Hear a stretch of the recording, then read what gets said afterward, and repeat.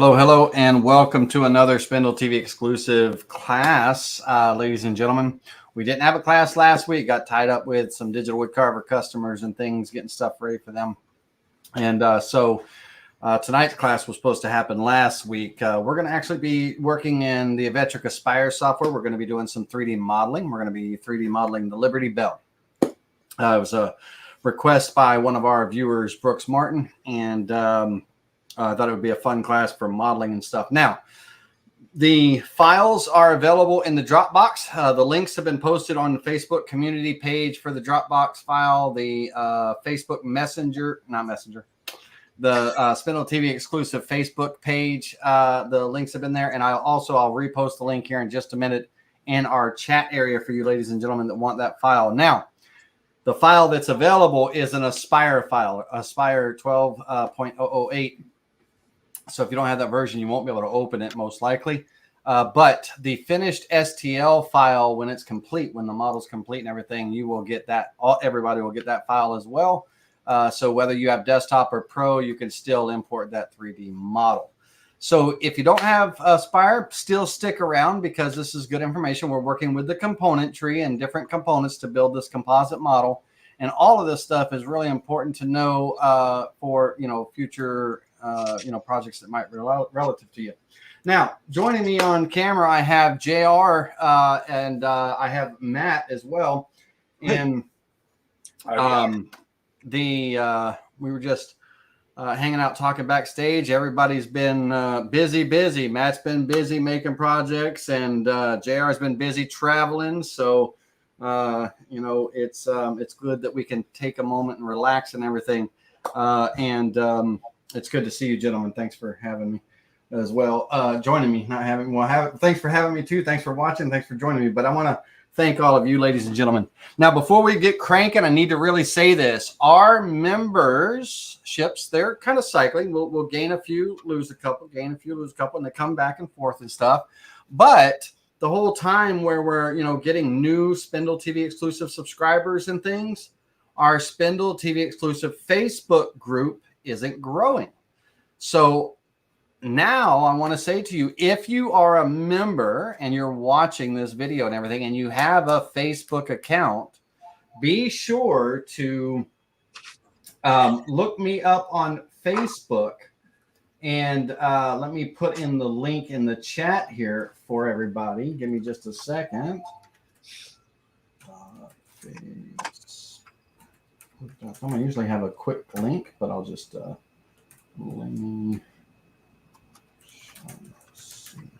and let me verify that link before I post it live. That would be crazy if it was the wrong link. Let's see here. Let's go to there, and it is laney.shaughnessy. Perfect. Okay. So that link in the chat area that's popping up, if you have a Facebook account, click on that link, send me a friend request. I will accept your friend request, and I'll send you an invite to the SpindleTV Exclusive group. That group can't be searched. It can't be joined, publicly or anything like that. It's by invite only. It's hidden. It's just exclusively for you girls and guys and everyone to share files, talk with me, hang out, whatever, right? It's just it's a good community place. So if you're new and you have Facebook, let's get into the Facebook group so you're not missing out on any of your benefits. All right, but other than that, thanks for joining me. I'm glad to have you all. I really appreciate each and every one of you. All right, ladies and gentlemen. Well, before we get cranking, Matt, JR, do y'all have any questions for me or anything? Before we get rolling? No? We're good to go. All right, cool. Let's roll. All right, so now some of this, stick with me. It might be boring at times. I'm going to try to not make it boring and everything, but there's going to be a few steps involved. We're actually kind of modeling something from nothing, if you will. So hang out, and every once in a while I'll yell at you to make sure everybody's awake. Give me some thumbs up.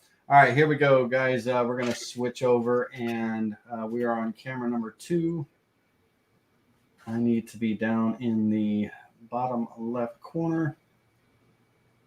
And actually, today I'm going to go on the bottom right. And what is this? How is it? There we go. All right. And then, gentlemen, we'll see you in just a few minutes. Okay. Let me turn on my mouse pointer so you all can see. Hopefully green is a good color for you all to see where my mouse is. That's the color I want. If not, throw out some color options and stuff. Hey, Ron Bishop, thanks for popping in. All right. Now, we are going to be starting kind of from scratch in a sense, but I want to show you just some of the things on what's going on and everything. So the first thing that we're going to do is we're going to look at the reference images. Okay.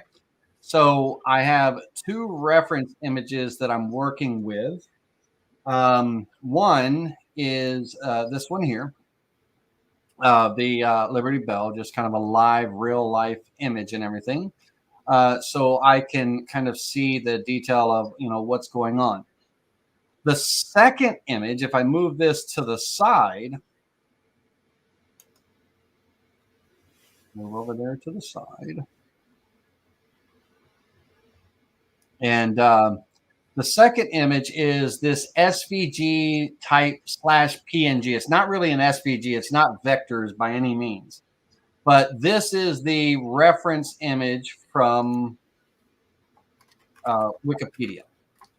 Kind of like when you search the web for the Liberty Bell and everything, on the Wikipedia page, there's this file, and you can get this file in different sizes, and this is the full format.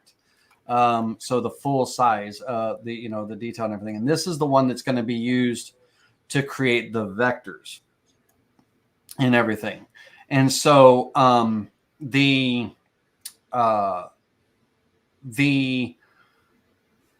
if we were, let me move this, let me turn this off for a second. Let's go turn that off. If we were to look at, I'm going to import two models. These are Liberty Bell models from Vectric. Like if you went to designandmake.com and you purchased the Liberty Bell model, this is what you would get. So let's import the first one. And let's go to, oh wait, it's not a picture. I'm not importing, I'm opening. Hold on, I'm an idiot. Let's hit cancel. Let's open this one. This is their first one. This is called, their file is called Liberty Bell 1. So let me turn the bitmap layer back on. There we go. And so, oops, let me switch on there. This is the model, Liberty Bell 1. If you purchased it from Vectric, this would be the model file that you would get, the 3D model file. And Liberty Bell 2, they have a Liberty Bell 2. It's just the bell without the rack, the wooden, rack and everything. So those are the two models that are available. Like if you didn't want to model or anything, or you couldn't model and you needed to model, besides the model I'm going to give you, if you couldn't model or something, you could go purchase this, designandmake.com, and there's other places as well too, probably Etsy. I didn't look, but these are the type of models. So now when I'm looking at these, models and everything, and kind of, gauging reference and stuff, I look at what they did for, where they maximize detail, where they minimize detail, and things like that. So the wood, the kind of that rotted, deteriorating wood that they've chunked away here, right? So I look at how it's kind of created here. And then at the same time, I look at my reference images as well, kind of what they've got going on here, kind of that shadow, if you will. And then I look at the, kind of, I always want to try to have a little bit of the real deal as well when I'm looking at that, to see kind of what's going on, right? Kind of that thing. And so when it comes to making this model, the most difficult part of this model, literally, is this wooden block. The bell, very straightforward and very easy. You'll see it's a 2-rail sweep and knocks it right out. The text, that's just typing out text, finding a font that's kind of comparable and everything. The crack, easy enough to do. Tracing kind of like your reference image and using that vector to kind of create the crack. But creating this block and these bolts and these nuts and these round ends that the bell, rang on, that kind of this bracket, if you will. These brackets right here are the toughest, in my opinion, because they kind of fold down. You got to have some meat underneath them to stand up. And this is going to be the most challenging. And also the most challenging is the wood grain. Now, we're not 100% going to match this block toe to toe. We're going to try, and we could if we spent hours and hours and hours on it and everything. But we're going to get pretty darn close. Now we're going to use, if I were to import another image, I have 3 sample images of what I call aged timber, right? So if we brought in this image, let it pop up here. There it is. This image, just Googled, aged timber, which has a little bit of distress to it and age, right? Aged timber, because of timber block and all. We're actually going to use that to help us along with creating the texture for this block. And it really just kind of makes it so much easier and stuff. And so in here, the first step that I did was to go through and trace the entire image, go through and trace the vectors and try to gain a vector. Now, when I'm tracing the vectors, and we're going to redo this from scratch here in just a second, I'm just kind of giving you a brief overview. When it traces the vectors and everything, we don't get exactly the lines that we want. For instance, I don't want the bell at this point. I don't want the bolts coming down that's holding the bell, suspending the bell. I don't want, the grain vectors at this point. What I really want is I want the outline of this block. And not only do I want the outline of the block here, but I also want kind of an outline of where it's deteriorated up to. I need this kind of ending. There's 2 vectors there. And so all this other stuff that's, the drawings or the tracing, these black lines that you see here of the grain and stuff, that's just right now in my mind, it's noise. It's absolutely distracting noise. And if you sat there and like, especially on the bell, right? If you came in and tried to model off of these vectors and everything, it would just be a nightmare scenario. And you'd be like, oh man, this is impossible. How do people do this? And blah, blah, blah. And it's not. What we want is simple outlines. Forget all the inside stuff. That stuff kind of, happens on its own, and we'll create the text for the vectors, all that stuff. We don't need any of the tracing. And I don't even need the tracing on the vectors, for this outside rim and that bolt bracket underneath and all that stuff. That stuff is just simple circles, rectangles, and things like that. We'll draw that stuff in. So what it comes down to is, after the trace and everything, taking and doing the trace like a couple of times. And when tracing this image, let's say I went over to the trace tool, and let me get into a new layer here so I don't overwrite any of my existing stuff. But in the trace tool, there's 2 ways that I'm going to do this. The first way is I'm going to slide the slide bar. I'm doing a black and white trace, no color trace, black and white trace. And I'm going to slide the slide bar all the way to one end. And I'm going to turn the fading off so we can all see it. Now, by sliding it all the way to one end, this is going to fill in all the detail. And it's going to do the best job at giving me the outline vector one of the outline vectors that I need. Now there's still some white in here, you know, and stuff like that. So that's going to kind of come up in the trace as well. But by sliding that threshold all the way over, I'm getting a good kind of, not crisp, but a good outline vector here that I can work with. So this would be, the number of threshold will be slid all the way over for this first trace. The noise filter would, or I'm sorry, the default corner fit would be just default corner fit. Click that button. And the noise filter, I'm going to turn that up to about a 7. And really doesn't matter in that range, just somewhere in that range. And I'm going to click preview.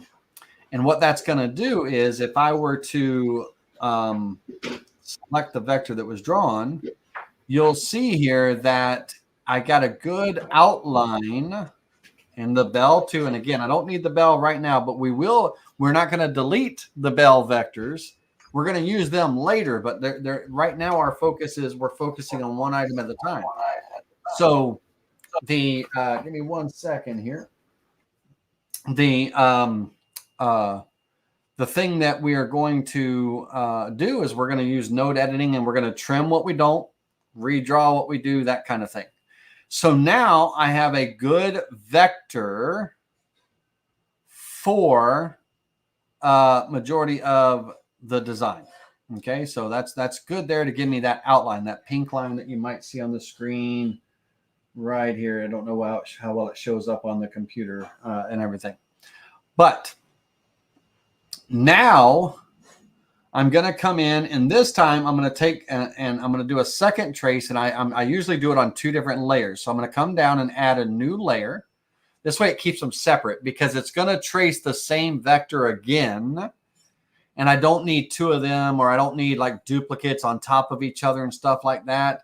So I'd like to separate them and do them twice on 2 separate layers so I can take what I want from one and take what I want from another to create the entire set of vectors I need. So on this second layer, making sure that it's active here, I'm going to turn off the first one just to hide it, turn off that, visibility. And I'm going to go back in and I'm going to trace this bell again, but this time I'm going to slide the slide bar all the way to this side. And what I'm looking for here, as I slide this up, I'm trying to get some of the detail in here now. And so I'm going to go, let's stop right about 14, 8.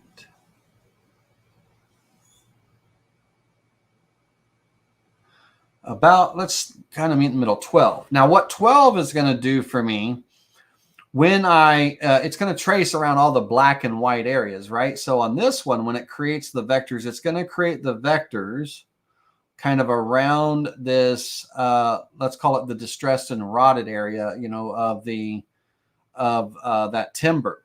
And it's going to, some of these areas here. Now I'm not going to use all of them. Remember, like I said, I'm going to create my own texture, but there is, when you're looking at this model, there is an absolute defined area, especially down under here where the bell is and everything, where this timber was cut away and chopped away, for this bell to fit and everything and to hang. But also there's rot and stuff too, right?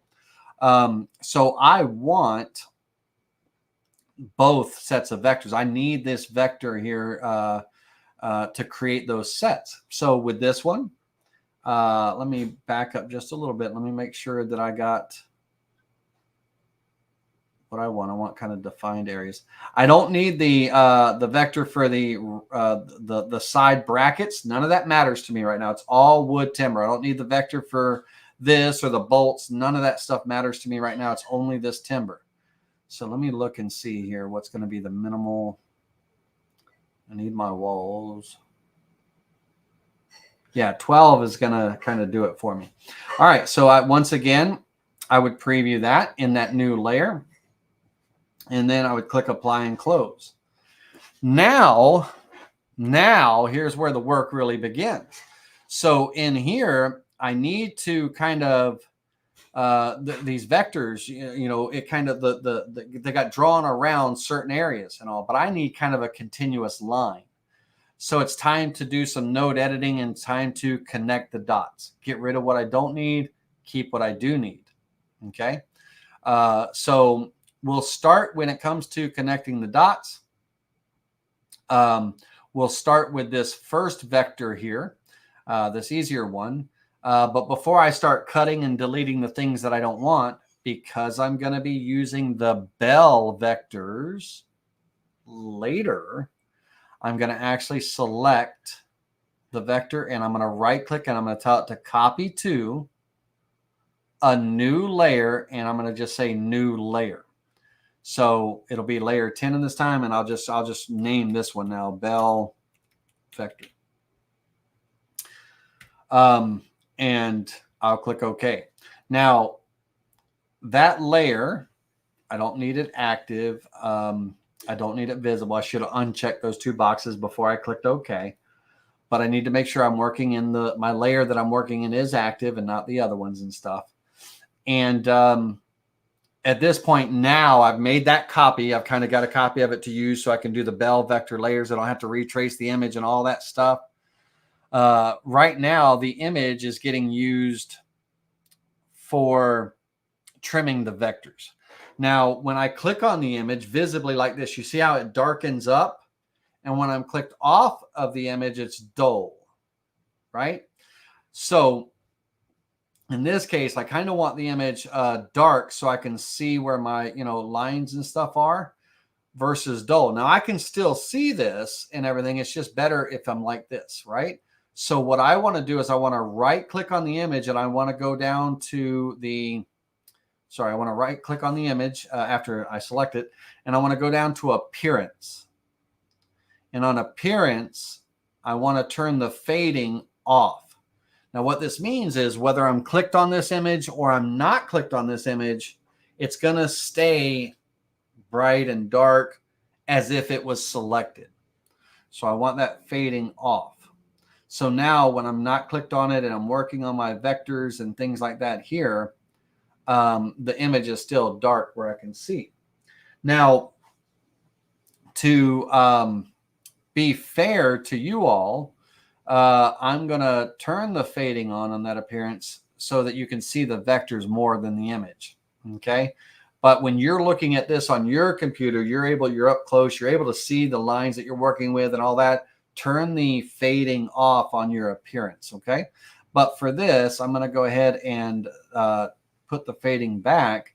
I can still work like this, but it'll give you a better chance to see the vectors I'm working with. All right. So let's start simple. I do not need the little outline here for this kind of round hinge, if you will. So I'm going to go into node editing. First of all, I'm going to ungroup all the vectors, but I'm going to go into node editing, and right in this corner down here, I'm going to cut the vector there. And in this corner down here, I'm going to cut the vector here. Now, this vector here, it's not really a wasted vector. It's just not needed at this time, so I can move it out here. I know my image is not going to move from where it's at, and to make sure that it doesn't move from where it's at, I'm actually going to lock that layer so I can't accidentally bump or move my image accidentally when I'm trying to use it to trace vectors and all that stuff. So I'll lock that layer so I can't select that bitmap layer anymore. So I can move this out of the way for right now, and then I can put it back when I'm done. But now I'm going to take my freehand drawing tool. And when you're working with the freehand drawing tool, you put that drawing tool right over the end of a line, a start or an end point of a line. And if you hold your control key down, when you click on your left mouse button to draw that line, it will connect it to that line you started on if you hold the control key down. So I'm holding the control key while I am coming in and connecting. And as long as I hold the control key down, it will connect the two ends of the line that I just drew to the open ends that were on that vector. So I was able to just kind of quickly redraw that. Now, rinse and repeat. Select the vector, go to node editing. I'm going to right click and cut the vector here. I'm going to come down. I'll cut the vector back here. Now this vector, there's a little bit of this part kind of missing here. If I were to look at my reference image on the right side, what that is, it's not really a part of the missing, but there's some kind of protrusion or something right there.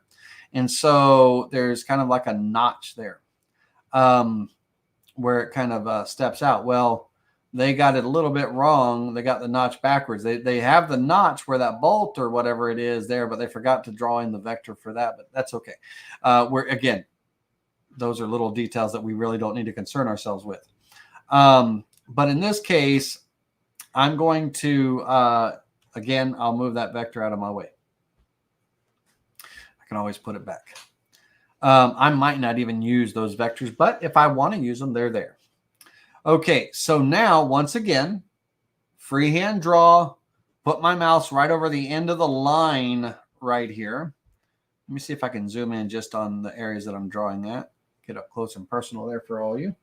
Put the mouse right on the line, hold down the control key, then press my left mouse button, and then kind of draw that in. I'm literally following kind of the bumps and stuff. I actually kind of want a bit of an organic edge, if you will.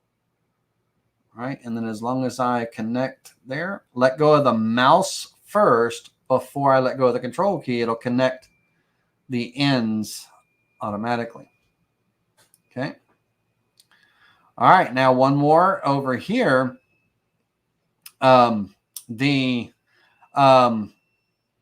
These bolt brackets and stuff, this is a bolt bracket that kind of goes to, connects to this hinge and everything. Kind of gonna I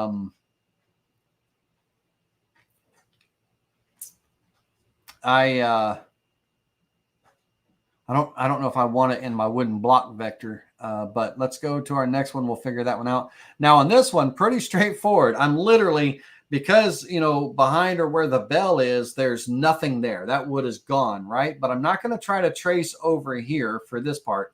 This part, I'm just going to connect point A to point B over on this side. So if I go into node editing, the letter N on your keyboard, N for node, you can click the letter N to go into node editing if you have a vector selected. I'm going to come over here, and on the left side, I'm going to come back here and I'm going to cut that vector.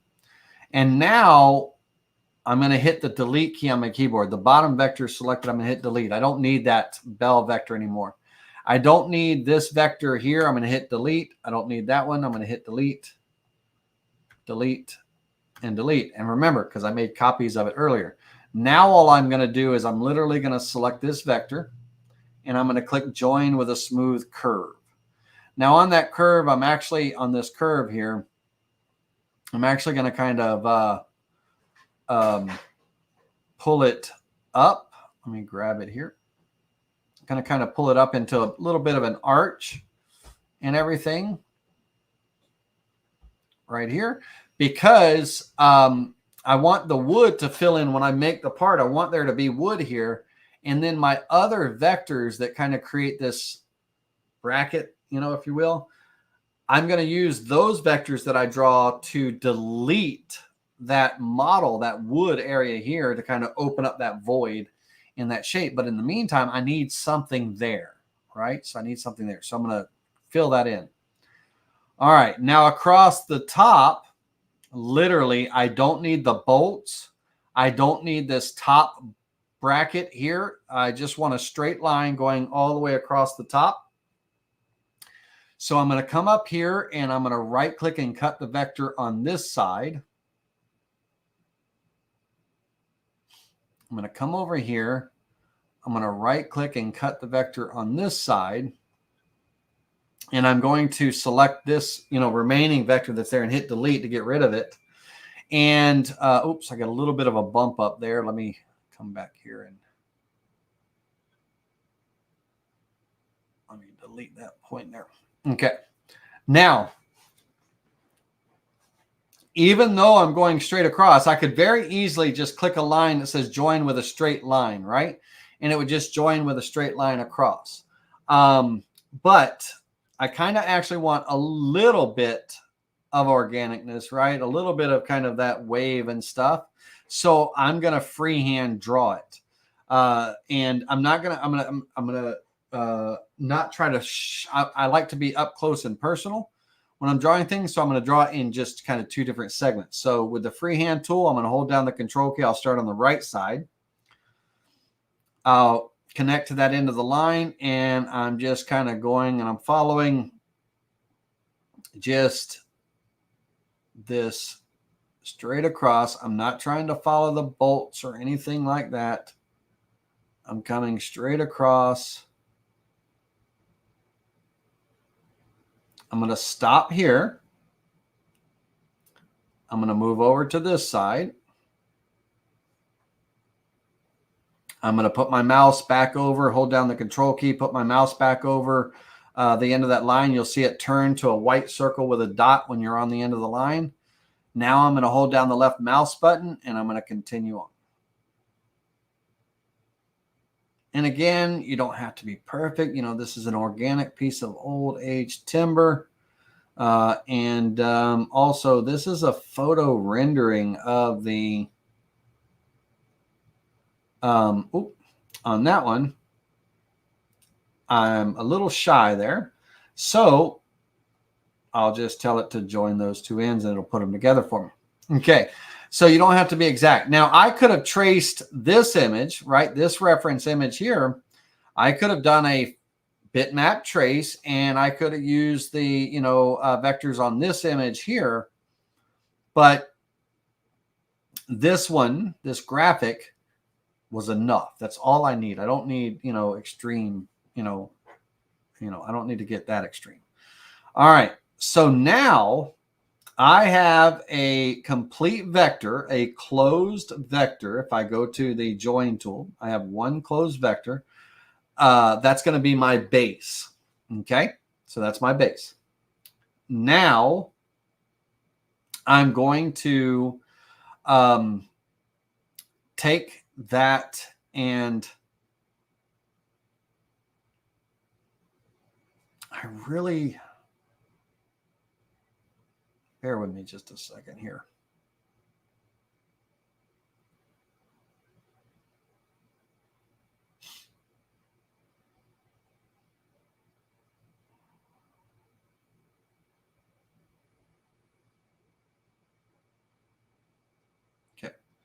I'm going to keep that vector there and I'll just build off of it for the other parts and everything. Okay, so this vector is done. So now I can come into layer 8 and turn that off, or I can even, instead of black, I'll give it a different color. So let's go blue. So that's one vector right there. Now I'm going to turn it off. I'm going to turn on layer 9, that second tracing I did, which is crazy, right? But now I'm focusing on this area that kind of comes around in the upper part of the black where that rod is. I need those two kind of extremes. But all these other internal vectors I don't necessarily need. So I'm still going to, use my original outline, that blue line. And I'm going to, because that blue line is going to be my main reference for the top and sides of my slab here, right? So what I want to do is I kind of want to come in and I got to start kind of connecting the dots. And again, I don't want all this detail. I'll add that with my texture. So I'm going to go into node editing. I want to make sure layer 9 is active. I want to go into node editing. It's asking if I want to break up the vectors, and I do, and everything. And here, I'm actually going to not try to cut on this line because that's where my other vector is. I want to be able to see where my cut is. So I'm going to back up to this node right here, and I'm going to cut the vector. and right here. And then I'm also going to cut the vector down here. So it's like taking a pair of scissors. And right now I've just cut this kind of upper section from here and this lower section from here. The upper section, I don't necessarily need it to, have these vectors and all here, but it is, let me do this. The lower one is the one I need. The upper one, I didn't actually need to cut the upper one there. So let me delete the span.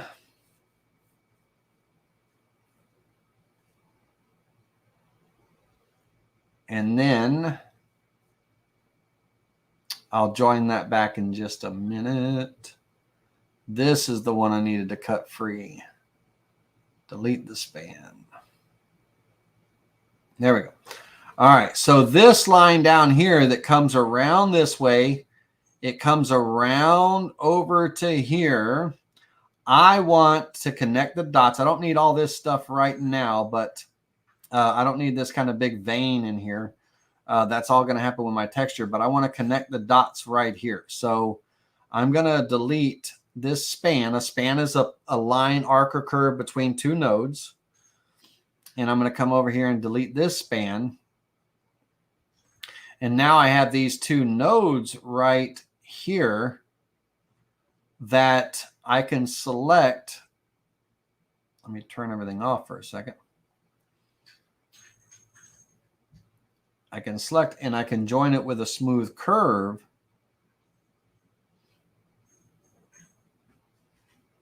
Wait for it.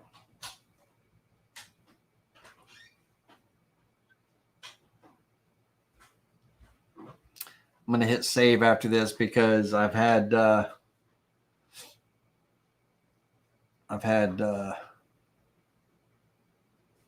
some crashes earlier, so I'm going to hit save really quickly. But what happened was the line that it said, that the curve, when I said join with a smooth curve, it skipped right past that end, went over to another end that's over here. You can use this vector right there. So I'm going to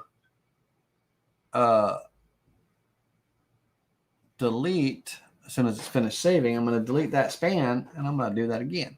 It crossed right over. Don't know why. Should have remembered that from earlier. But it crossed right over this vector. I need it to connect here. And normally it connects at the shortest point, to the shortest point. Normally it does. It's really good about that. But for some reason, it just said, hey, I'm going to go over here. Let me right-click and delete that span. Now, I'm going to hold down the Shift key and select here and join with a smooth curve. That's what I wanted. Just wanted it to join right there. So now that line comes down. I'm following it all the way around. Okay. I'm going to let it come back to here, right here, and I'm going to cut the vector there and here. At this point, I can delete that vector. And at this point, I can delete this one down here. This one over here, should I say, so that's not in my way. And because if there's a vector there, if I've got it selected, it'll want to join to it. But I want to join that. And I'm using join with a smooth curve. It's just, it creates a funky little curve. And that's because I just want it natural. I don't want a straight, stiff line right now. So now this is going to come into this vein right here. And I'm okay with that staying there to that vein. And it's coming around to that vein. I'm okay with that. It's going to come all the way up around here. I'm okay with that. I'm not worried about that piece right there. But now I want to cut the vector here. because now I need this vector to start kind of going around and over the bell. All this other stuff, all this lower stuff, I don't care about. I got that from my other vector.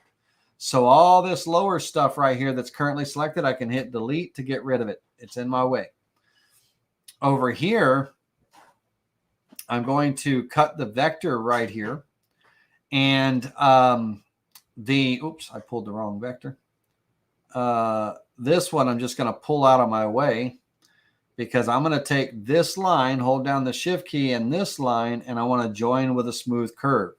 I want it to kind of connect together right here.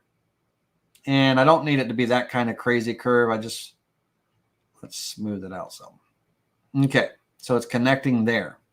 Now at this point, this line that I've connected to kind of goes, you know, all through these veins and all. I don't want any of that. I'm not going to deal with any of that. So I'm going to come up here and I'm going to go right up, let it come right up here. And now I'm just going to kind of freehand draw on my own. I'm going to cut the vector back up a little bit right there. I don't want all that stuff back there to the left. I keep pointing to the left, like you can see where I'm pointing, but I don't want all that stuff back here over here. I just want to kind of come up, and I want to be at the top of this black area. So I'm going to come up here and I'm going to cut the vector there, because that's where I'm going to connect to. So I'm going to start here and end there. So for right now, this vector, not that one. My first cut didn't cut. Cut the vector. There we go. And then make sure that one's cut. That's cut. Now I can hit delete. There we go. And actually, that vector only stops right there. So I'm not even going to use it. I'm just going to freehand draw my own. And I'm going to come over and just freehand draw my own. So to clear my mind, so I don't have to deal with all the stuff that, you know, that's here, I'm going to come in and select all of that and hit delete. Delete. Oop, hold on a minute. Let me make sure I'm not deleting my line over here. Okay, I'm still good. I'm going to select all of this stuff over here. Make sure I'm still good on this side now. I don't want to delete. Where's my vector start and stop?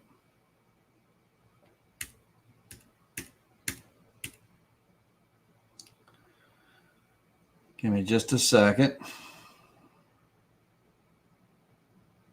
Oh, it joined. I was like, where did it start? Where'd it go? It joined. One of the times when I clicked join with a smooth curve, it joined this end over here. I don't want that end joined, so I'm going to delete the span again. I was like, where in the heck did that go? Delete that span. That's the start of my line down here. So this one up here, I don't need. I can get rid of that. That was in my way. I need this one down here. All this crap right here is part of this line, so that's okay. Those are not. Okay, let me go in.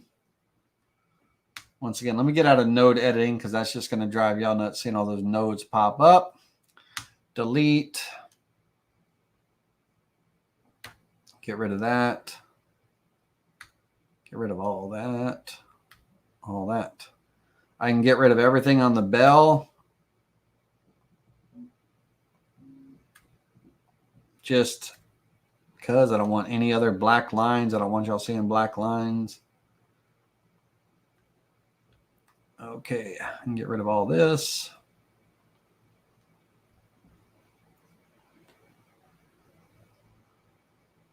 Okay. So now, coming over here, this line I'm going to freehand draw it up to the middle, and then I'll move to the right side. So freehand draw, hold down that control key, come over here and freehand draw. And again, I'm just following this kind of path. I'm trying to, a little bit organic, but I'm not trying to follow every nook and cranny. Okay, and I'm going to stop right there. Okay, let's come over here. All right, in here I got to go into node editing. This will make sense after this vector is closed up. We'll start modeling, and it'll make sense of why we're doing what we're doing. We're going to delete the span right there that opens up the vector here, and I want this top one. The bottom one I don't need, but the bottom one is still connected all the way over on this side. So if I come over here and go ahead and cut that, then that bottom vector there, I can go ahead now and hit delete and get it out of my way. Now all I have to do up here is connect these dots. So if I select this, hold down the shift key and select that, I can join with a smooth curve and it'll connect it. These points right here, I'm going to select and hit the letter D on the keyboard to get rid of them. And this one also. I don't need this detail right in here. I don't need that. I just need this outline. So I'm going to choose to right now hit the D on the keyboard to get rid of those points and everything. Here, I'll keep that. So I'm going to delete. I'm putting the mouse over and hitting D, D, D, and then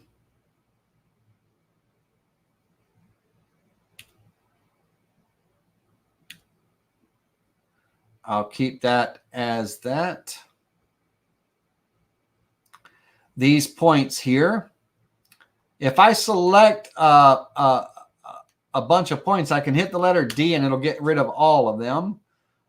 So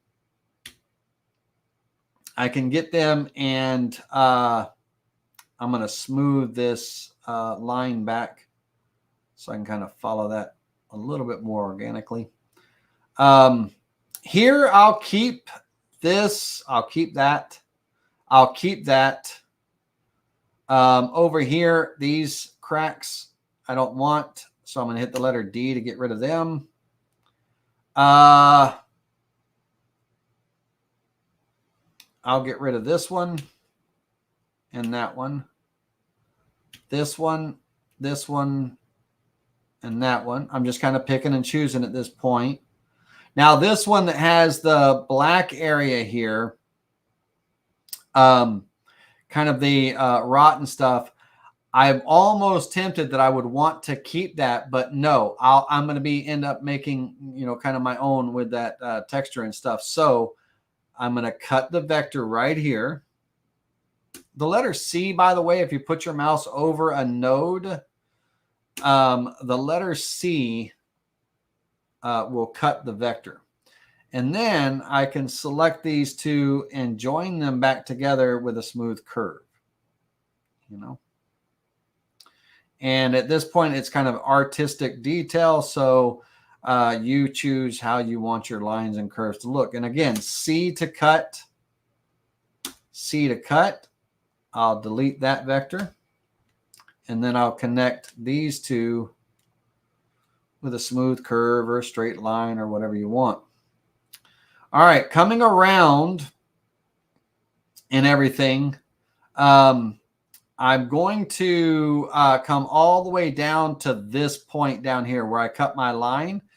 And again, these voids and everything right here, I'll add that with my texture. So I'm going to come right here and cut the vector. And I'm going to come up here, cut it there. That gets rid of all of this. I can delete all that, get rid of that black line. And now I can take this vector and join it with a smooth curve. But I need to adjust that curve a little bit better. I'm actually going to insert a point right here. I want to be kind of, a little bit specific on this point area here. I'm going to turn off smoothing right there so that I can take this line and change that. Kind of want to come down to there. It'll look okay because none of these lines are going to be there when we model. We're going to be doing some smudging. And so that will be that. All right, let's get through this. I just want you to kind of, don't do that. When you select nodes, hit that letter D on your keyboard, not delete. Don't hit the delete key. Hit the letter D on the keyboard. Myself, I just hit the delete key accidentally.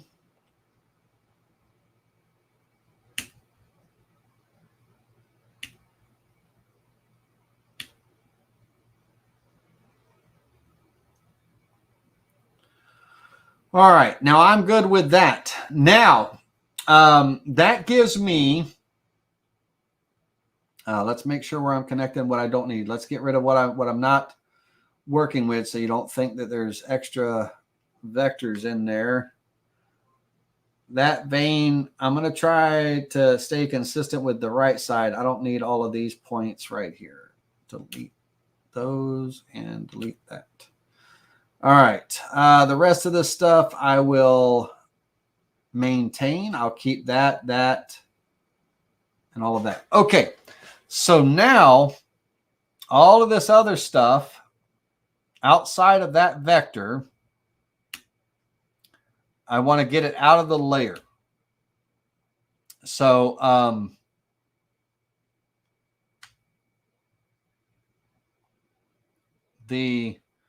all I want in this layer is, the line that I just drew, this line right here. So anything that's not that line, that's a vector, needs to go away. Okay. I want it gone. I don't want it in my way. Now this layer, layer 9, I'm going to make this layer, let's go with kind of a neon green. No, hold on. I need something visual for y'all. Let's go. Oh, can't see that. Bear with me. Okay, we'll go red. Apologize if any of you have a hard time seeing reds, blues, and greens. Now, this vector and this vector, I need to use this upper part of this layer 8 again. So I'm actually going to take the layer 8 vector and I'm going to copy it to layer 9. I'm going to turn layer 8 off. Now I'm going to go into node editing, make sure layer 9 is active, and I'm going to cut the vector right down here.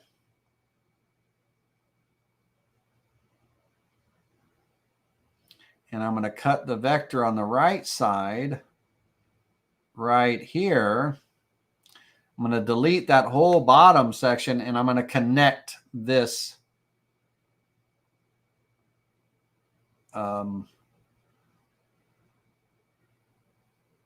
connect that together there. And all I did was click the button to join the two ends together.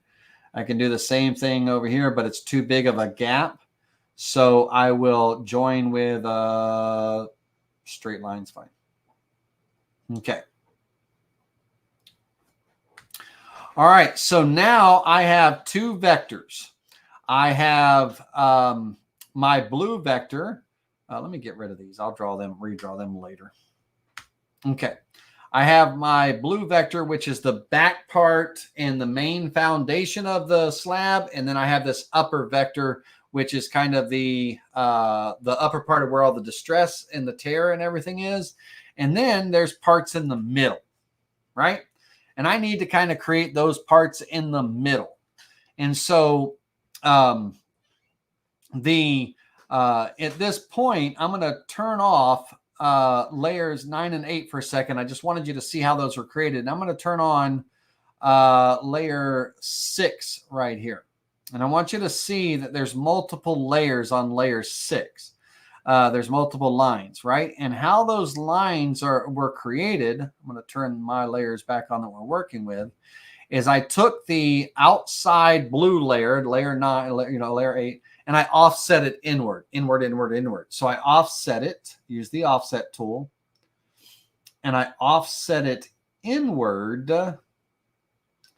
by the amount of, let's go a 1/16 of an inch, no sharp corners, inward, select new, because I want to keep going in, and I'm going to go offset inward, click continue. Anyway, what that's saying is, hey, it's creating a vector where there's going to be an overlap. That's fine. I want to go offset inward one more time. Okay.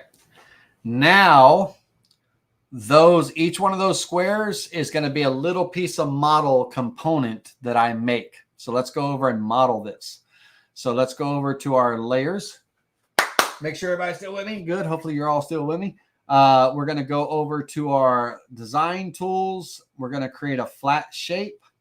We'll start, we'll go into the 3D view. Everybody should be able to see these lines here in the 3D view.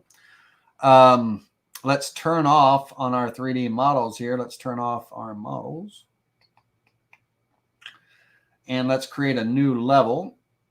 Now, I want to show you the result, the end result of this, of what we're getting to and everything on these layers that we're about to build. Okay. So on the layers that we're about to build, when it's all said and done, we're going to end up with a piece of slab, okay, that looks like this, okay? And when it's completely done, and not completely done, but when, the bell is in there and all that stuff, we're going to end up with a model that, looks like this. And let me turn off the vectors so you can see. This is what we're, going to, be doing. Now, this has none of the bolts and brackets and all that stuff. This is all just, there's no foundation under the bell right now. This is all just kind of the, what I've gotten up to, on the actual modeling and everything. Okay. So what we're working on right now is we're building this slab here, and we're going to, with that texture and everything, we're building this slab, and we're building up this level area here where we can kind of, create this distress and deterioration and all that stuff. Okay. That's what we're aiming for. So in our vectors here, we're going to start with our foundation vector, and in our modeling tools, we're going to create a flat shape. Now, overall, each of these layers, right? Each of these layers are going to complete one full model. So the layers don't need to be very thick. We're kind of stepping up to a full thickness. So I'm only actually going to make this model layer a 1/16 of an inch thick. You can go 1/16 and 1/8 or what have you. But, overall, I have 1, 2, 3, 4, 5, 6. About 3/8 of an inch thick is what my model is going to be when it's all said and done. And then I can add, if I want anything more to that. So we're going to start with our foundation. It's going to be in add mode. And we want to make sure, let me close this really quickly, this flap tool. I want to make sure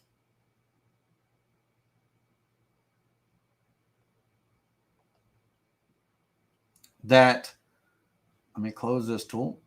I want to make sure that I'm in on my component tree, that I'm in my active level right here. Okay. Level number 4 is, where we're at. So this is that first foundation base right here. Okay. Now go back to the create flat shape tool.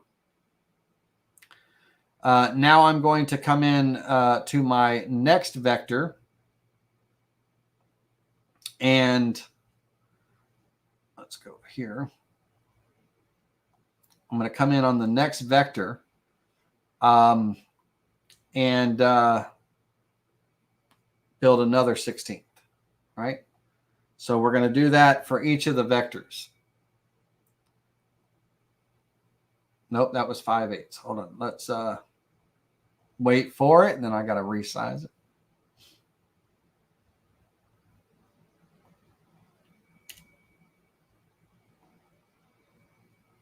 That was a little much. Okay. And then we're going to just continue with the new vector, 16th of an inch. 0.0625. Create.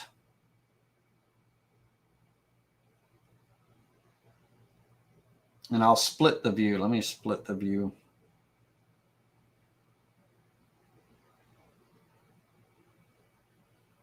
Get one in the window.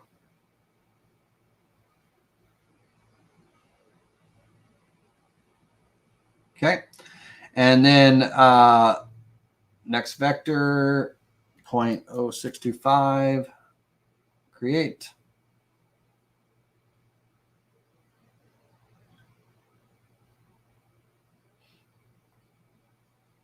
Create.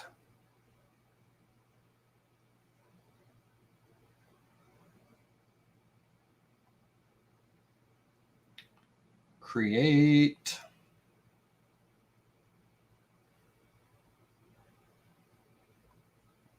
And the last vector, I forgot to put in the 0.0625 because I'm a goofball. Let's try that again. And I think the vector before that, I forgot to put in the 16th of an inch. This one. I just got click and create happy. Create. And I forgot to add the depth to it. So I'll go back. Yeah, there's one vector. There's one vector or one component. This one right there. Got to double click on it in the component tree. It has currently right now no base height. Need to give it some base height.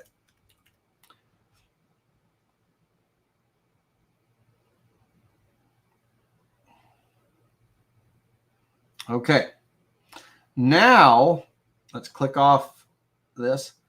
Now we have some levels. Now we have to start kind of making this up. Now, our blue line, our blue reference line, at this point, I can take these other vectors right here, the vectors, and let's go to the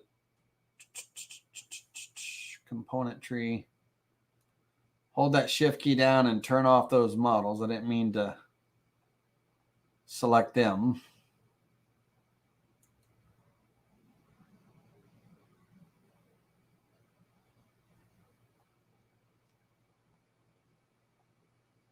These inside vectors, the vectors, I can move them to another layer, and I can turn the visibility on them off. I don't need them visible anymore. I got the models created, or the parts that I need. I don't need those vectors in my way. I need my two vectors, that extreme top and the extreme bottom. All right. Now, the blue vector represents my top and sides. Okay. So I'm going to start here at component 3. That's the base. I'll type in the word base. I'll rename it. to the word base. Okay. And so the next level up, this one here, I want it selected, and I literally want to scale it past where my blue lines are on the edge and the top. So I'm going to come in here and scale this out.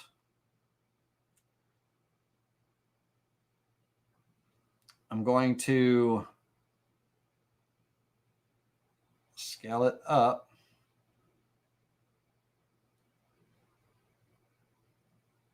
Okay. And then I'm going to select the blue vector.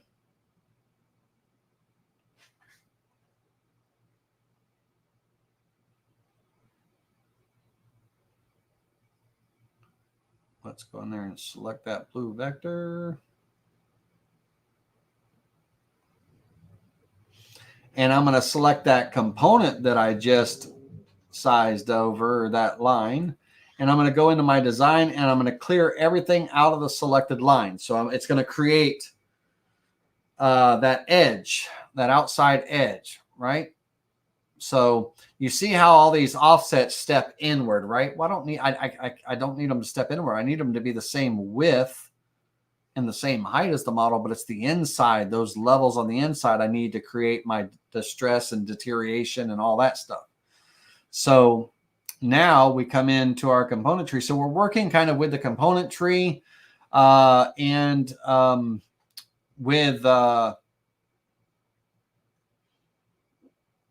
the components and with the design tool, you know, all at once and everything.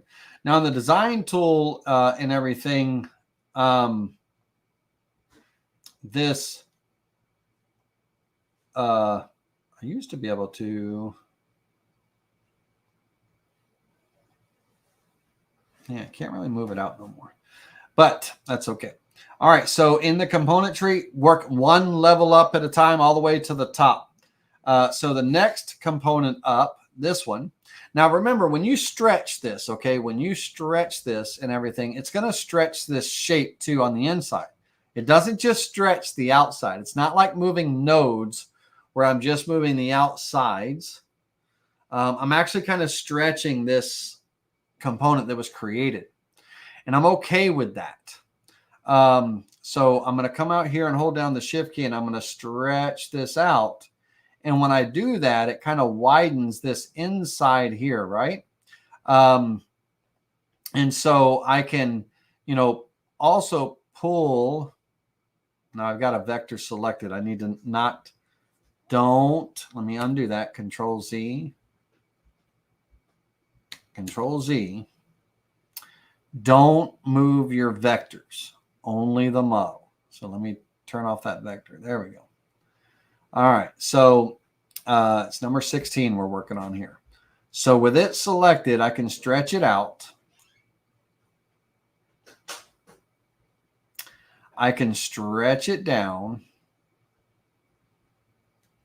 I can stretch it up. I can do whatever I want to do with it to kind of create. All I'm trying to do is create some different levels on this inside area right here. And I'm trying to create those, trying to create those different levels.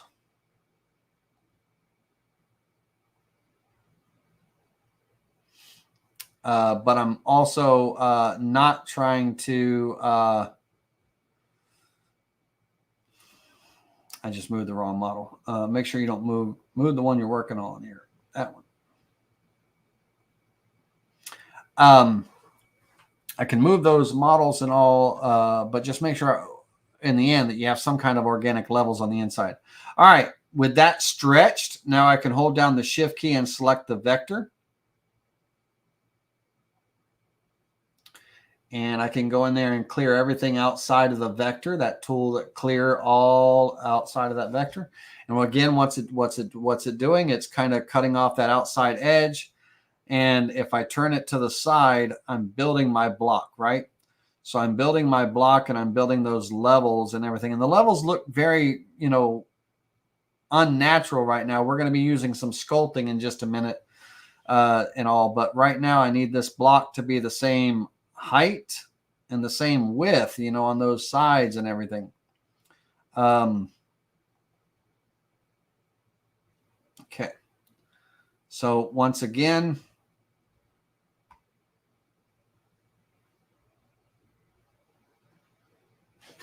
now that I've kind of gotten up here and everything, now I'm going to start using the red line, which is the same as the blue. I'm going to use that as my trim vector for the most part of this. Okay. So it's kind of a combination of both and things like that. You know, it just all depends. And let's see, we were on number 16. So number 17.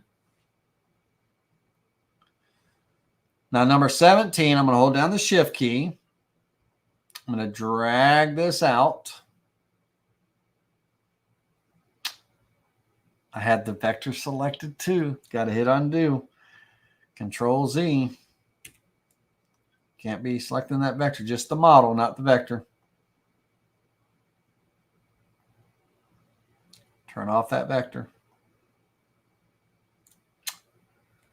Come on, goober. Let me get my selection straight there. All right, so I'm going to stretch this out. I stretch it up. That gives me the height and on my sides, you know, so I'm taking it out to the side. And then here, I'm actually going to pull this down a little bit, right? Kind of like that. And I'm going to come in here, hold down the shift key now and select this vector.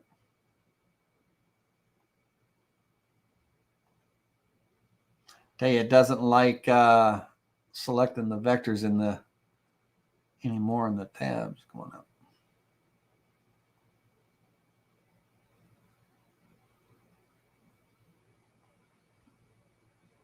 Man, that's killing me. There we go. We'll select that one first and then the slab. All right, clear everything on the outside.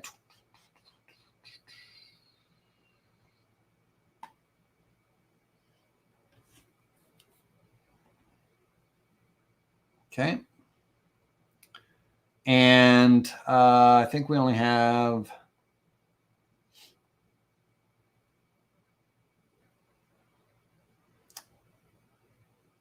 two more. Now, once again, make sure that this vector is not selected. I'm going to stretch this out.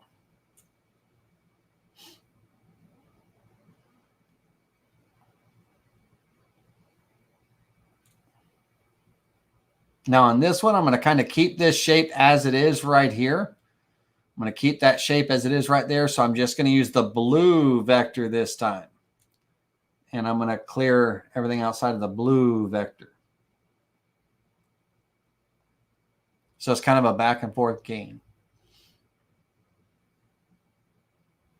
Okay. All this stuff that you see down here and all this unevenness, none of that stuff matters and when we start sculpting. As a matter of fact, let me see where we're kind of how we're making out here. We have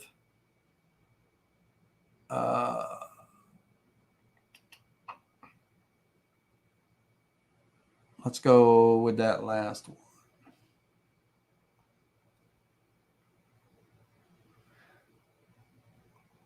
$20 is my top one. That's good. 19. All right, 19. Let's get 19 stretched out to the. Make sure that almost did it again. Make sure that vector is not selected.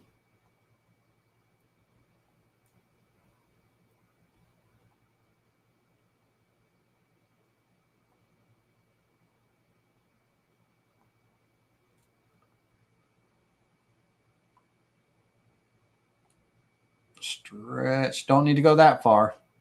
Just past the line. Just past the line.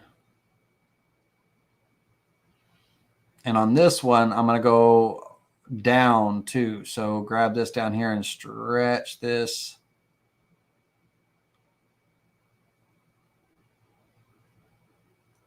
Past the line. All right, take that blue vector and trim. All right, that's enough. Let's go. We've got one more to do. Let's trim that. Now the last one to do is the top vector. And it was already created to this vector here, so we shouldn't have to do anything with it. Let's verify that. Yeah. All right, so that one can stand alone. All right. Now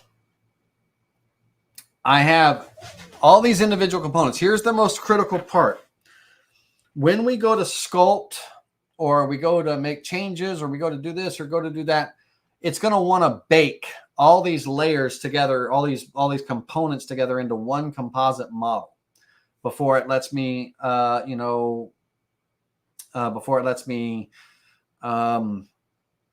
sculpt or do anything with it. And I don't want to bake the model. I want to keep all the components separate.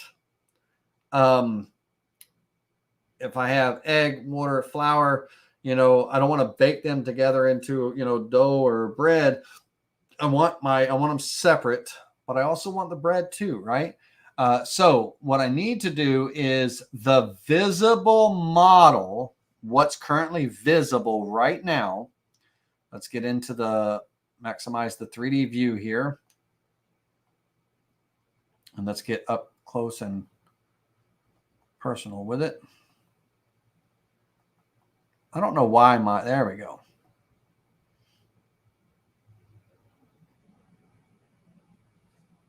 Get there. This composite model, I'll turn the vectors off now. This composite model here, I need to create a copy of the visible model. So this button right down here, create a component from the visible model. It's going to make a brand new model of what you see on the screen right here. It's going to make a brand new model of this. Okay. And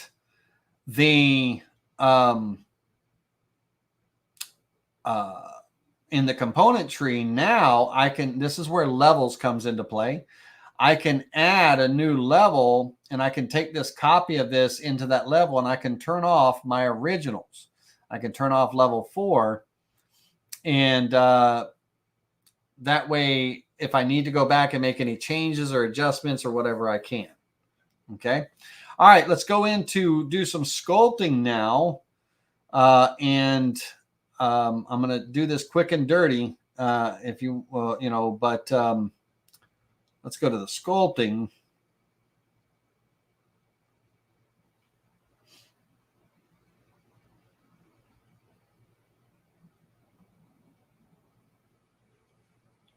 All right.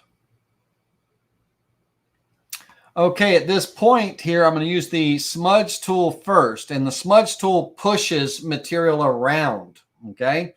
From one area to another, it just pushes material around. So I want my diameter to be large on this. I want kind of a large diameter because I want to kind of push this material down here, down this edge and everything. I'm keeping the transparency in place and all, but I want to kind of, push that down. Same thing over here. I want to kind of push this material down. Oops. The undo brush is a great brush. You can run the undo brush over something and undo whatever you just did. I need to turn this model where I can see it. When I'm doing things like smudging, I want to make sure that, let me turn my size down. I want to make sure that, I'm not pushing something in a direction I don't want to push. I need to push to the outer edge, and I don't need to push the outer edge inward, right? I need to push these things to the outer edge. Now, in here, now depending on how much strength or how much smoothness I use, that depends on how, organic or something looks. Now, I'll turn the strength about 36, and I'll turn the smoothness down. And just so you can see what happens. If I go to smudge this around, okay, and I'm smudging this around and things, how smooth, let me move this out of the way, how smooth that model is, and if I see any steps or things like that, it's going to be depending on the smoothness.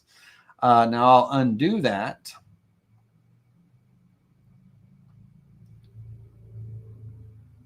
And again, if I run the undo brush over something, it undoes it. Puts it back exactly like it was when it started. Now, if I turn that smoothness up and I turn that strength up and everything, when I'm, smudging and all, how smooth that model is when it gets created, when it gets smudged and stuff, really, depends on, what I'm doing, whether I'm pushing material back or pulling material forward or what have you. And what I'm trying to do at this point, I want my diameter a little bit smaller, is I need to keep my levels here a little bit, but I need to kind of, start blending them together. And I don't need a diameter that small, of course. But I'm going to turn my strength up. And I can take away and add material too. But right now, what my goal is I'm kind of, I'll end up softening some of this up, but I'm just kind of pulling this stuff a little bit together, if you will, and kind of pulling one thing into another. And I'm creating, to the best of my ability, what looks, to be a little bit of rot, a little bit of stress, a little bit of what have you, right? Trying to blend these different levels out, and stuff. Trying to create a little bit of that level. Now, the thing about it is sometimes I got to remove some material too, because when I'm smudging, it's smudging everything, all the levels that I just created. It's kind of pulling them all together into one. So I also need to, from time to time, remove some material. So it's kind of that graduation, right? That graduation up and stuff, so I'm graduating up to, these things. And then smoothing overall, the smoothing tool, this is going to, when I run over everything, it's going to smooth out all of the edges. So when I smooth this out, even on the outside edge and everything, it's going to remove these edges and things. And it's going to kind of, depending on, I don't need that much smoothing. Depending on what I'm doing, it's going to kind of just smooth out those sharp edges, kind of round them over and all. Now,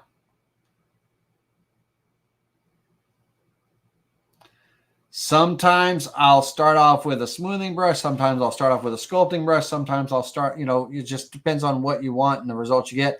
And the wonderful thing about it is if something doesn't look quite right, I can run the undo brush over it and put it right back to the way it was, right?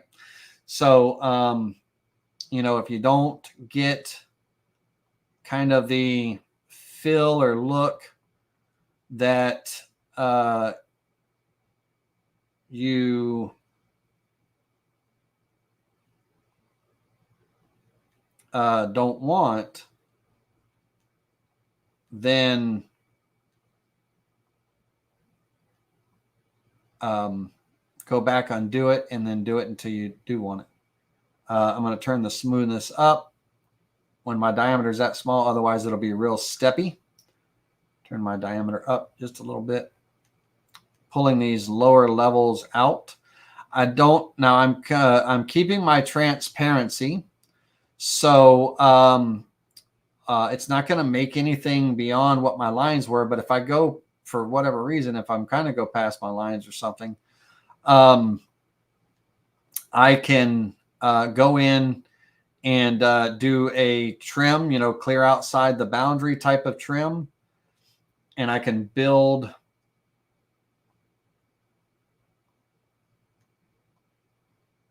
clear away what I don't want. So again, I'm just kind of creating these, levels, if you will, I'll go back after I kind of, smear and smudge things together a little bit. I'll go back and remove material from certain things. And I'm not trying to get every single little piece, pulled or smudged or what have you. I'm just trying to create something that looks like, distressed wood, because now the texture is not on here. The texture is going to make all the difference in the world when we actually drop the texture on here and everything. It's going to make all the difference in the world. Now I'm pulling in this direction and everything here. But at the same time, when I'm pulling and stuff, I'm creating these points, and so I don't really necessarily want to create those points. So sometimes I need to make things bigger and I need to kind of go over things, just a little bit. So it kind of breaks up those points and stuff. And then I'm going to take my smoothing tool. Well, let me remove some material first. So remove. I want to come in here. Now I want to make my diameter smaller on this. And when I rub over an area, it takes away that material. Okay. When I start rubbing over an area, it removes that material and everything. It drops it down depending on, how much strength that I'm using. So I could come in here and I could really remove some material with a lot of strength, or I could, and remember now, when you go over something, if you go over it again and again and again, it's going to keep removing. And so what I'm trying to do is create that graduation level of, wood kind of being tore all the way up. Now this little peak right here, I'm going to kind of literally focus my attention on that a little bit, get that down some. All right, coming over here, these peaks, these high peaks, I want to kind of take away some of that material. Now it's really going to take away material where my green dot is, even though that whole purple area is covering it. The main concentration is going to kind of be right where my dot is, but you can also fine tune, right? So I want to kind of remove some material. So I want to turn the strength up a little bit. I want to remove a good amount of material right in here. Almost done. Then I can throw the texture on it. This peak, I want to kind of get rid of it, deteriorate it down, deteriorate this down. I'm kind of, again, creating that graduation, up and back. These peaks, something that, trying my best to make it look a little somewhat natural. All right, now right here, let me turn this a little bit. Right here, I've got kind of a void right here and like a cavern and all. So I want to add some material in there. So in here, I want to kind of build some material up in this area. Not a lot. Now, the more you hang on that area, the more it builds up and stuff and everything. And once I have that material built up, I want to do a little bit of material. So let me that purple line right there on that cliff, I want to put a little bit of material right here. So I want to kind of get that mouse on that cliff and, build up that material a little bit. And over here on this flat area here, I want to build that up some. Not a lot, just some. Some of these places where, it's down. All right. So now now my bell's going to be in here somewhere and everything, but I need to add a little bit of meat because all this is going to get removed when I put the bell and stuff in there. But I'm adding a little bit of meat right here, right there on this edge, a little bit. And I'm using the add tool.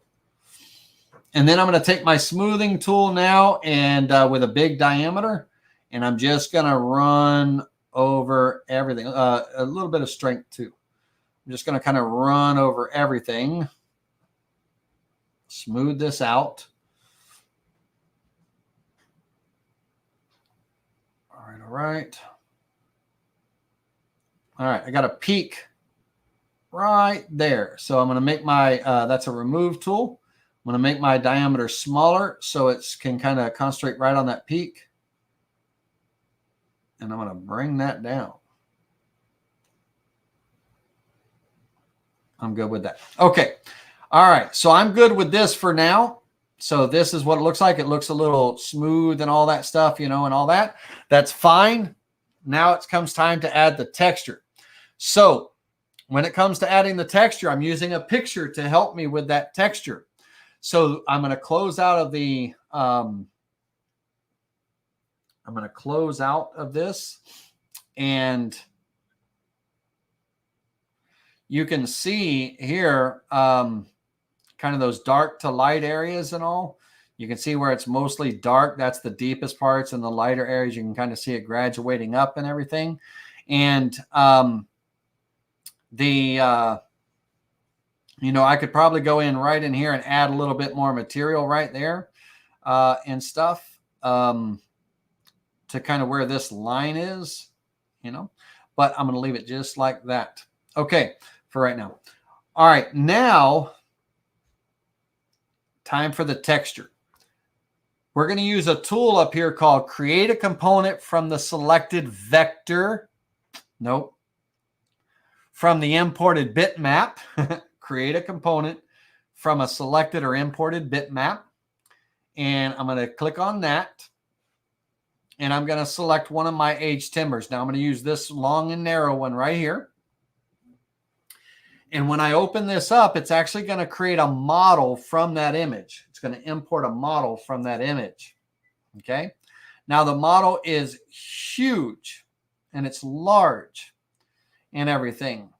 The first thing I'm going to do with that is I'm going to, you know, get it kind of positioned over the board. And then right now, as big as it is, all those grooves and valleys and ports and all, they're all huge. So I want to kind of get it sized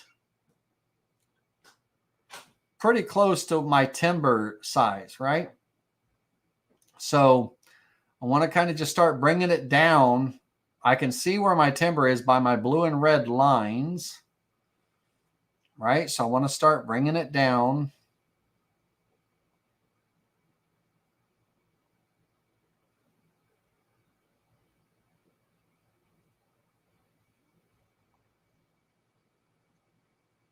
And the closer I bring it down in size, all that distress and everything kind of comes with it, right?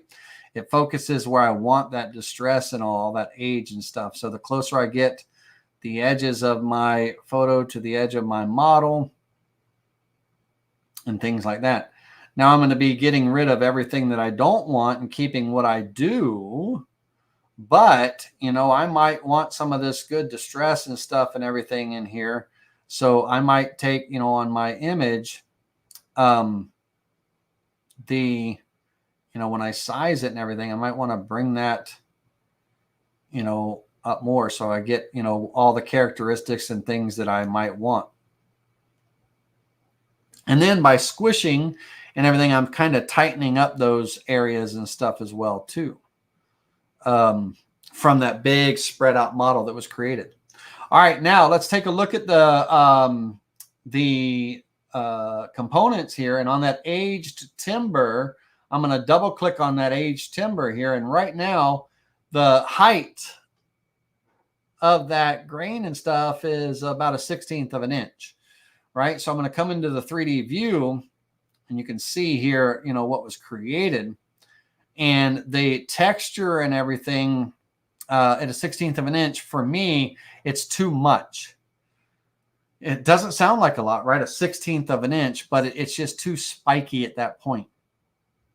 So I'm actually going to bring it down to 0.02, about 20 thousandths of an inch. And I'm going to bring that height down a little bit, kind of subtle it up some, like closer to the grain, if you will, right? Subtle it up some and all. Now I'm going to come in here and I'm going to select that aged timber component, and I'm going to select my blue vector line.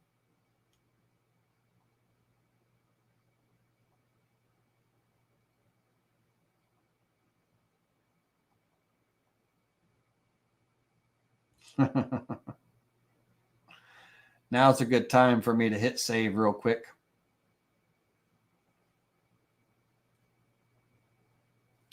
I'm going to hit save real quick, and then we're going to answer some questions. Hey, Mr. Ron Bishop, thanks for that super chat. Sorry, man, I didn't have the right window open. I can't see it. It wasn't right in front of me. Hold on a second. Let me get that window open so I can see all the questions, comments, and chat right in front of me. For some reason, I was looking at the model and not paying no attention.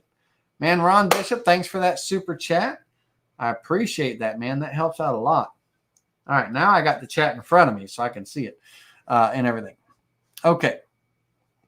So now I appreciate that, Ron. That helps out a lot, quite a bit. We're going to answer some questions and everything in just a second. Let this finish saving. And then I'm going to come in and select my vector. Come over to my component tree, hold down the shift key and select that aged timber. Go back to the design tool and clear everything outside of that selected vector. Okay. Okay, so that's going to get rid of everything. And if we go into our 3D view, we now have, you know, this textured kind of piece of timber. And, you know, we can go back in and rough up some of this area here and stuff to, you know, make it look, you know, if we want it to look differently or anything like that, you know, every time you do it, you're going to get different looks. So this is the one that I just made here right now, right? If I go to the component tree and turn that off, and we look at the one I did earlier, right? Completely different looking in this area right here. I went more, you know, kind of slight graduations, a little bit, you know, smoother, not so many pits and valleys and things like that. So completely different, you know, when it comes to sculpting and you know, building the models and things, you know, that's that. All right. So that's going to be right now, that's going to be our timber. Okay. Now we're going to go do the bell. Let's get the bell in. We'll do the bell body first, and then we'll do the kind of hooks, that the bolts and everything. We'll do that, you know, coming up and everything. All right. So now that we've got that, we can come in and turn off layer 8 and 9 vectors, and we can turn on layer bell vectors, right? Because we're going to keep those. And on the bell vectors, you would think, and I'm going to show you what you would think you should do and what we're going to do, what we're supposed to do. And so you can see the difference in how the model's created. But this, believe it or not, the bell is going to be a two-rail sweep. It's not going to be just on a closed vector creating a curved shape, you know, and I'll show you why. So first thing we're going to do is we're going to come up here on this bell vector, make sure that layer is active. And in node editing,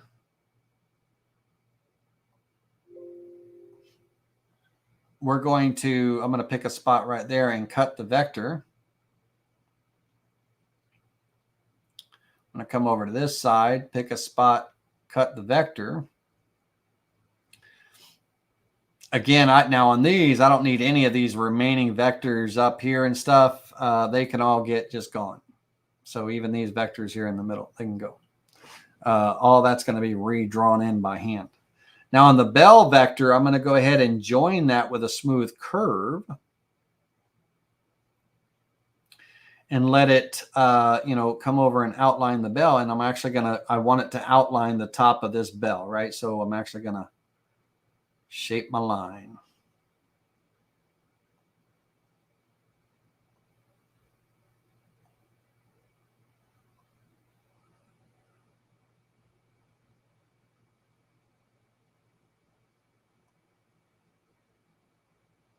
Okay.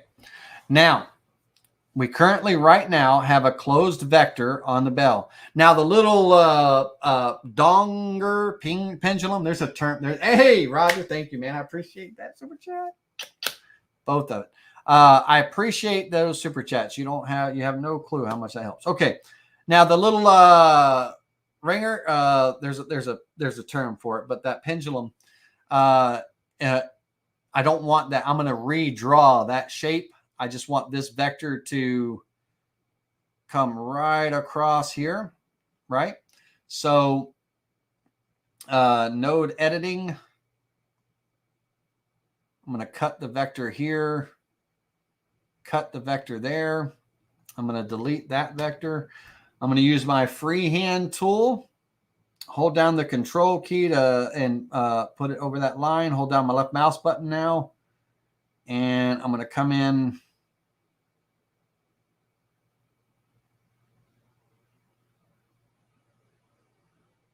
connect to that end of the line, let go of the mouse first, then let go of the control key. Okay. And that should close me off as one complete vector. Now, before I do anything with this vector, I'm going to offset it inward. I'm going to offset it inward. Offset inward.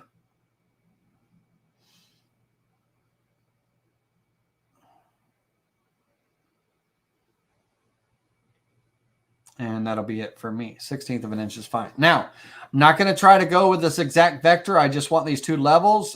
This level will end up connecting over here in just a moment. But what I'm trying to do is create this difference here. So what that is, if we were to actually look at our real reference image, it's where the edge of the bell has, fractured over time and just kind of, just deteriorated, right? And, falling apart and stuff, where the crack and the split and all this edge here. So this edge that we're seeing here, that's what we're putting in. I'm not putting the brackets in there. I'm just going to have the edge and then I'll have the pendulum and stuff. I'm not putting the brackets in on the bell. If you want to, you can draw those vectors in and put them in. But now I've got two separate vectors here. I need to take both of them and copy them to another layer, a new layer.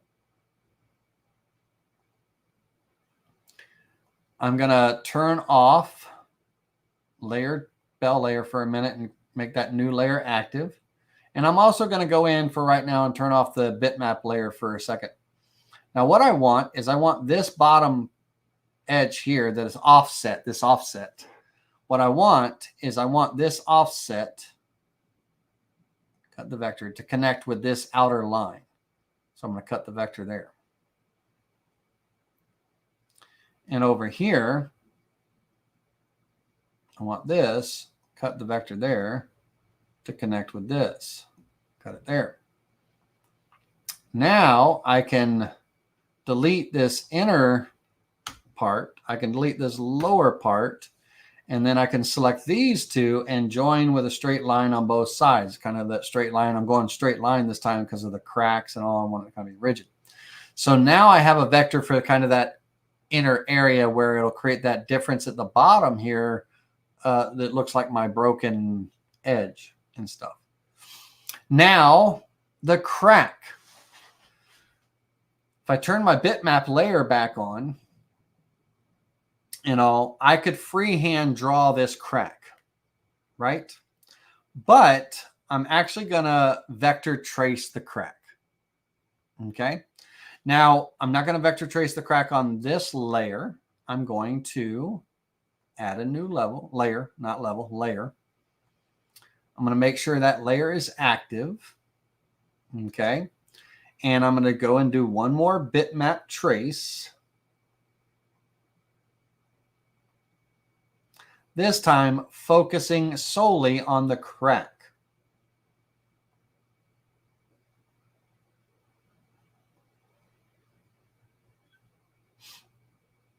Wait for it.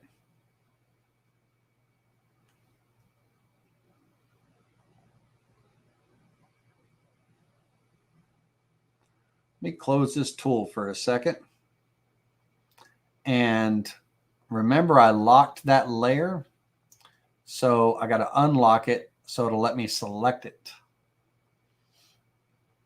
All right, so now I'm focusing solely. Let's turn the fading off. I'm focusing solely on the crack. So when I'm pulling this line back and forth, I want the best detail on the crack where I get the best looking lines on the crack, but I don't want this other detail to connect to the edge of it that I have to do a bunch of node correcting, right? So I want to kind of back off. And I want, a decent looking line that I can work with and attach things together. I want to be able to see the outline of those two rivets, that they've used to weld so it doesn't split any further. I want those outlines as well, but I'll work with that. I'll work with that. I'm going to go ahead and click on preview, apply, and close.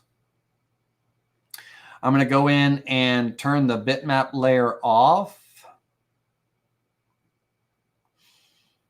I'm going to ungroup these vectors, U for ungroup, and I'm going to get rid of what I don't want. So I want everything gone but the crack, right? So anything that's related or touching the crack, I want to keep until I actually,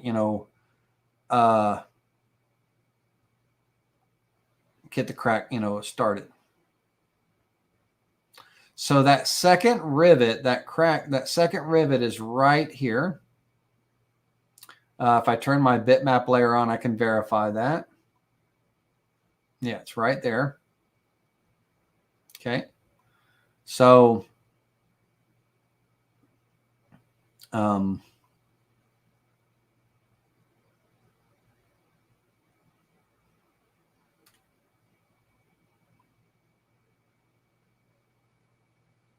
right, all the rest of it for right now.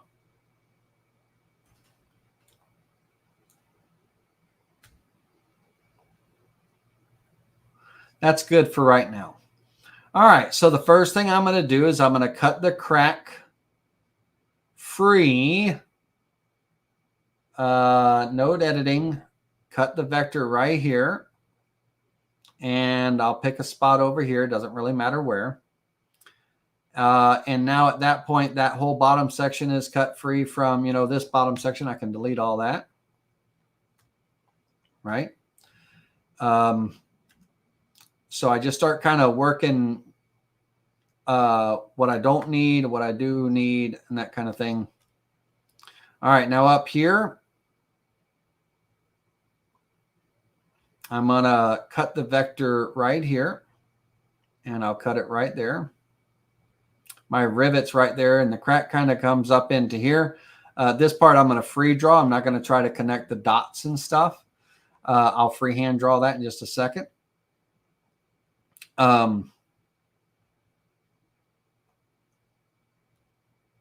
Okay. So now at the top of this, I can delete this point, and this point, And then I'll just delete this span. And by deleting that span, it gives me my right side of my crack and my left side of my crack. Hey, Brooks Martin, thanks for that, man. I appreciate that. You guys are helping me out a lot tonight. Thank you, thank you, thank you.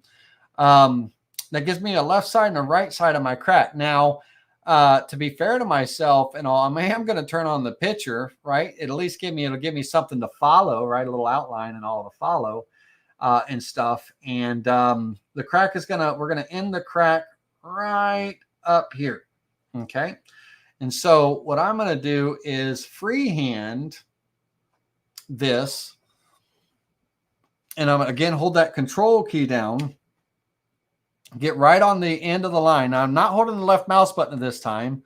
I'm just holding the control key. So that mouse will change when I get on the end of the line. Once it's changed to that white dot there, now I can hold down the left mouse button and I'm connected to that end, right?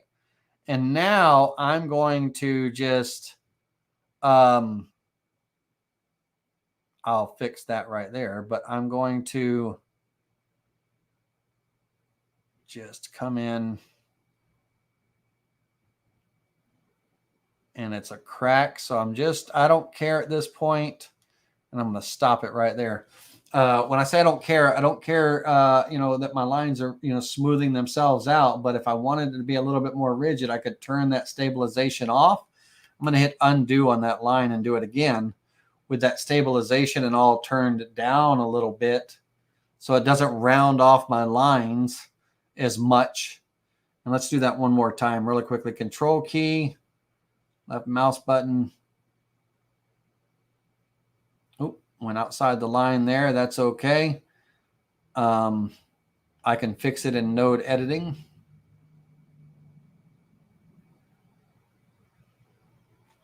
I zoomed in a little bit too far.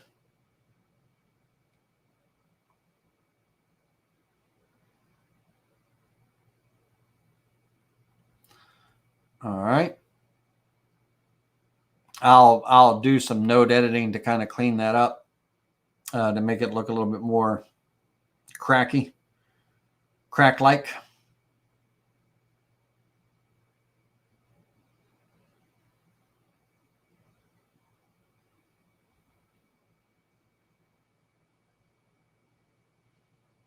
I'm going to connect those two ends together.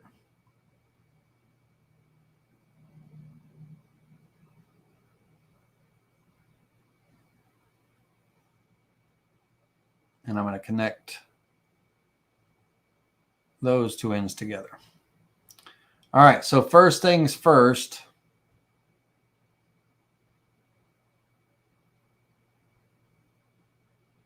Node editing.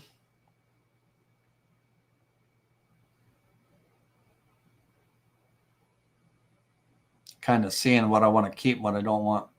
Node editing. I'm going to cut the vector here. Cut my vector there. I'm going to pull my vector over here.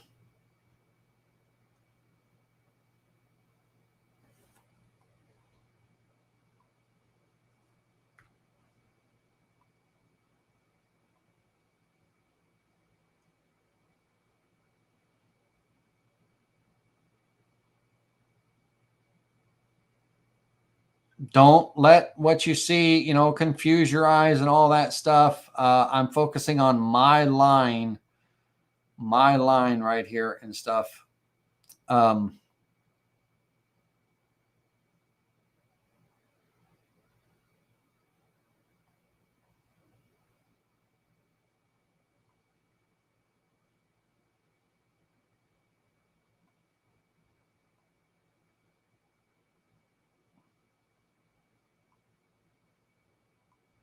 Using scissors now.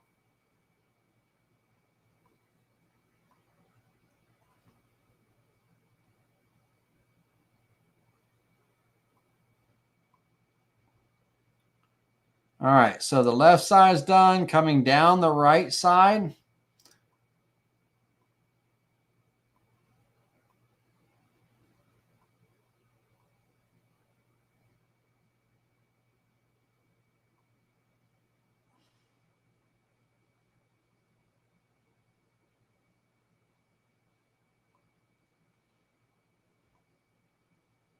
Now on this one, I'll get rid of these nodes because that's the letter N. There's text there. I want this line to come down. I don't want it to outline where that letter N is. I want that to just be a straight line right here. And everything.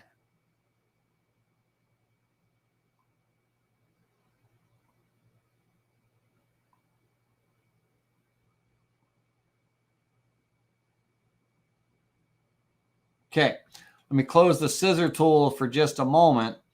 Let's go back into node editing. And I want to get rid of this point here and this point. And I want this to be a line. So I kind of want it to go there.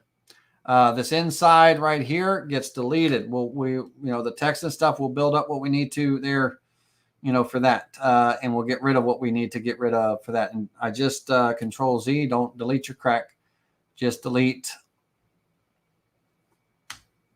what you want to delete.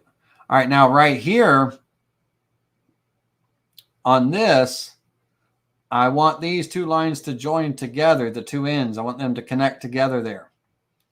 And then coming down here in node editing, I'm going to delete this point, and then I'm going to delete this span. That gives me my left and right side. Same thing here. Delete this point, and then delete this span. That gives me my left and right side. And in this case, I'm just going to select these vectors, and I'm going to join with a smooth curve twice just to get that connection. Okay. Coming down the crack. Now on this, I'd like to have the crack open just a little bit more here. Not a lot, but I want to take this node and I want to kind of move this down a little bit. Just a little bit. I want when this material gets removed away from the model to make the crack, I want that. Now, right here, there's a rivet, but that doesn't matter to me at this moment. I'll put the rivet in, but I need the crack to connect. So I'm going to delete this point, and delete this span, just like above I did. Down here, delete the 2 points on the end of the lines, and then delete the span. And by deleting that end span, it gives me my left and right. So I can, again, select this. You can choose to join with a smooth curve or join with a straight line. Whatever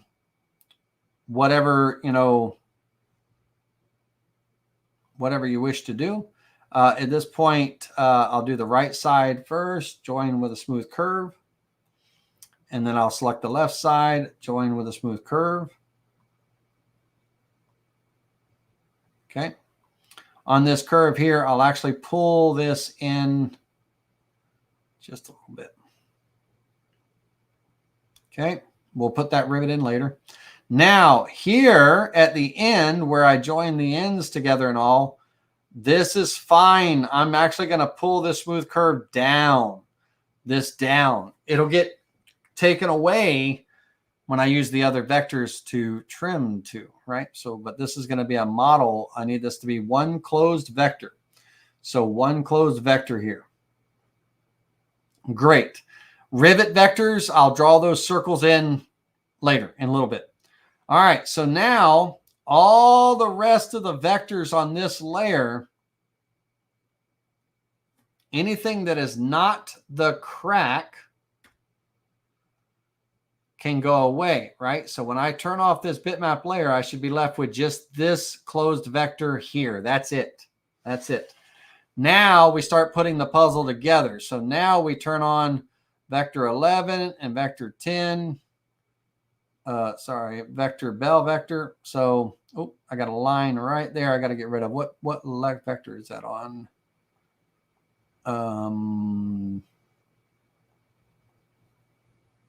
Give me just a second. That's that. Okay, this line, that vector can go bye-bye. So I should have the bell vector, which is the outside. the inside vector, which has the same border on the left, right, and top, it just goes straight across here. So that's that one. Let's change colors up here. Let's go red so we can see that. Let's, instead of red, let's go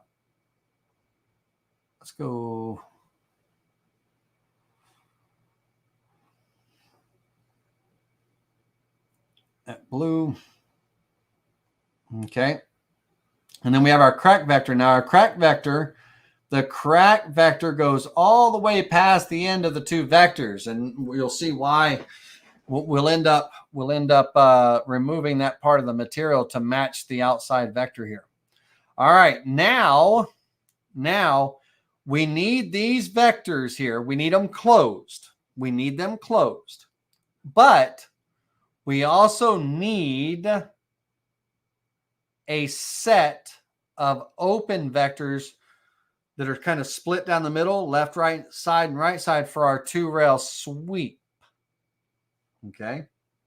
So I want to take these vectors and I want to copy them, lots of layers, lots of levels and all, to a new layer. And this will be my two rail sweep. And it'll help you out and it'll organize you quite a bit if you number or name your layers and everything as you go. I've been just layer 1, 2, 3, 4, 5, 6, and that's where it fights me at the end. But I have to go back before I send these files and all to you. And by the way, let me do that right now. Let me hit save. And also after I save, I'll save an updated copy of this in the Dropbox. And then let's nice. First of all, Ron Bishop. Now, hold on a second here, Ronnie.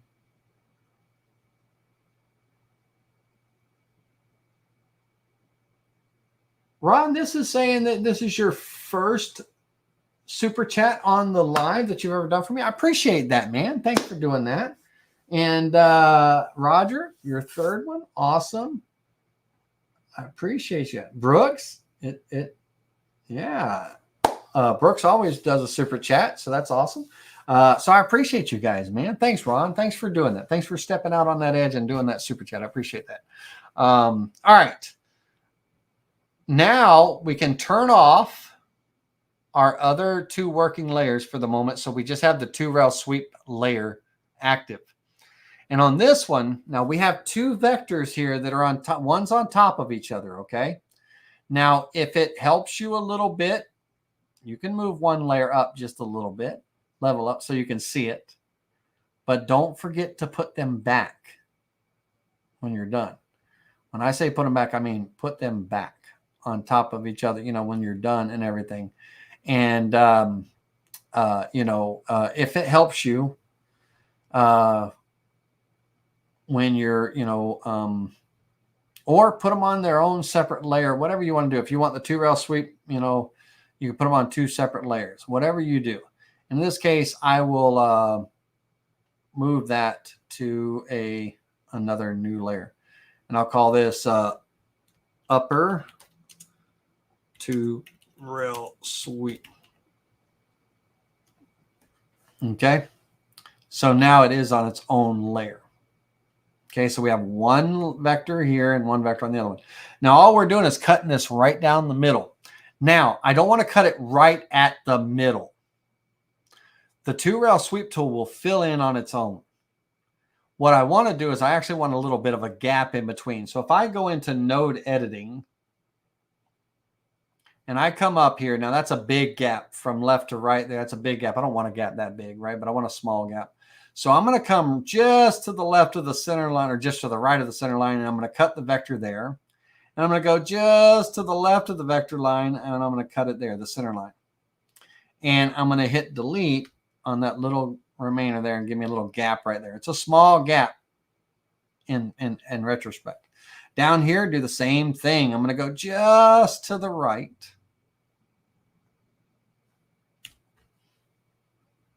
And cut the vector. And I'm going to go just to the left and cut the vector. and I'll get rid of that span in the middle. All right, there's my 2-rail sweep for this one.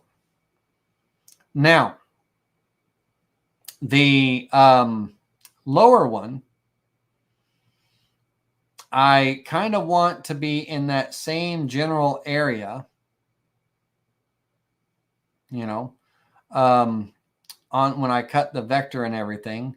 I want to be in that same general area and all. So I've still got this rail, this 2-rail sweep. Let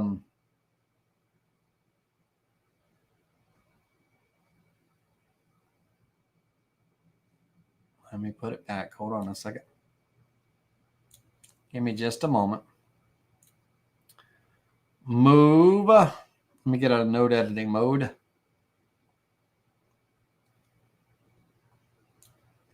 Move back to 2-rail sweep.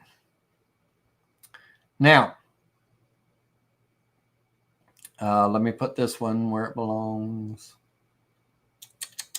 Tisk, tisk. That's that one. That's that one. There we go. All right. I had the wrong layer active when I did my trimming, and it put it on the other layer. It's always important to make sure whatever layer you're working in, it's the layer that is active up here. And when I did that trim, so I'm going to hit undo a couple of times. I'm going to go back just so you know what's going on here. And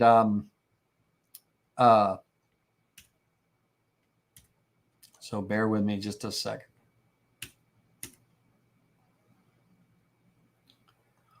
Let me go back even further.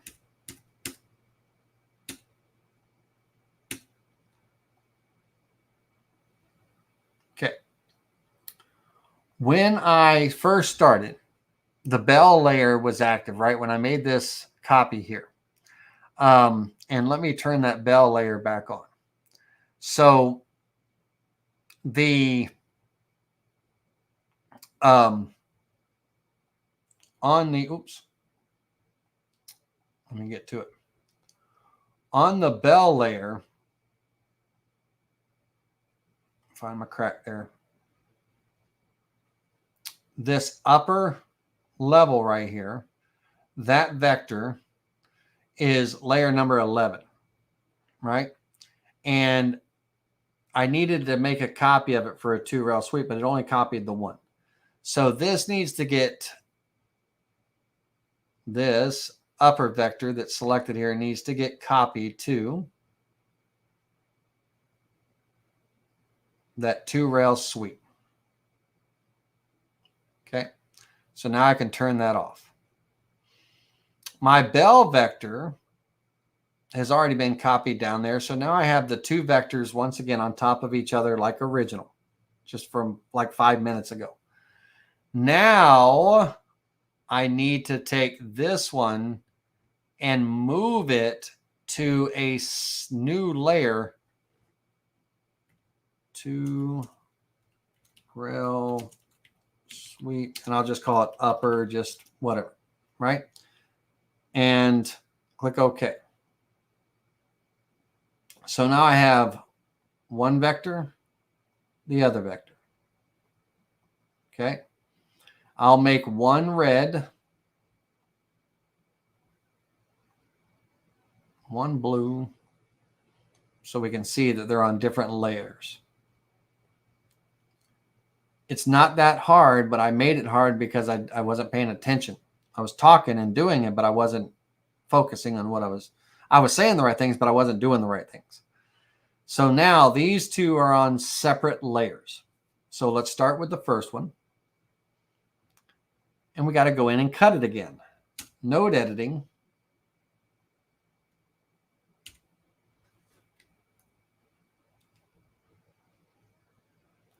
Cut the vector on the right side of the center line, come over to the left side, cut the vector, and I'm going to delete the vector in the middle. That's at the bottom. At the top. Now, how far apart you cut, that's up to you, but they need to be fairly close, not too big of a gap. Not too big of a gap. Cut the vector there, but it just needs to be a gap. Cut the vector there because it's a 2 rail sweep. So I need that left and that right. All right, so that one is done. Now I'm going to turn on the other one. And this is what I was supposed to have the last time. I want to cut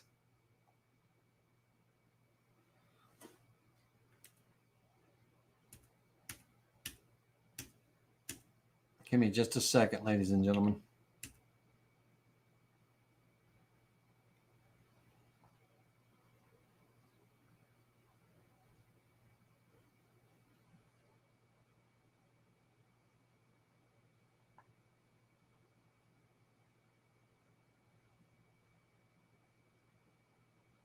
It's odd that the lines are separate up here. It's throwing me off, ladies and gentlemen. It's throwing me off, and I'm like, why are they separate up here? But that's okay. I want to, but in the same area, at the same time, I want to kind of be, I want to kind of cut in the same general area. It doesn't have to be, but I want to. So I'm going to delete that. I just want to be in that general area when I do these 2 sweeps. This one I'm just going to have to, I could use guidelines and all that stuff to help me out. But it's not critical. Okay. So now I have my 2 rail sweep tools. Well, for the 2 rail sweep tool, I also need a profile to sweep. So for that, I'm going to use an ellipse. And on the ellipse, I want a shape that's kind of bell-like. I don't know if that makes sense or not. What I mean by that is I want a little bit of, I want it to kind of round off to the, the flat sides here. But I want a little bit of a, a bell curve. I don't want it to be a circle. I don't want it to be an arc. So your ellipse, any ellipse, this should be a fine and dandy shape for that bell curve. All right, let's do some 2 rail sweeping and let's see what we end up with. Now, why, Laney, per se, couldn't we just take the single closed vector and create the round shape tool and go, let's say 60 degrees and create that model? Why can't we do that on a closed vector? Why do we have to use a 2 rail sweep? Well, right now I'm creating just a round shape on a closed vector. And I want you to, when we go into the 3D view, I want you to see how it created the model and everything. And how it thinks it's a dome.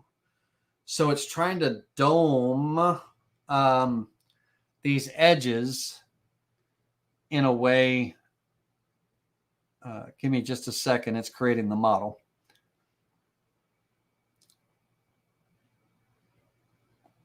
It tries to dome in a way like these small points, this big point, and then everything. And it kind of looks like a pillow top, right? It's not creating that, that bell shape. It's kind of like creating like a pillow top in a sense, it's a dome and everything. And what we need is a consistent shape that doesn't do this. We need it to create it needs to stay flat all the way to the edge here. It doesn't need to bend in like that. A bell doesn't bend in and close itself off, right? It's like this is closing itself off, like it's bending around. So we can't do that, right? And so let's go through and delete that one.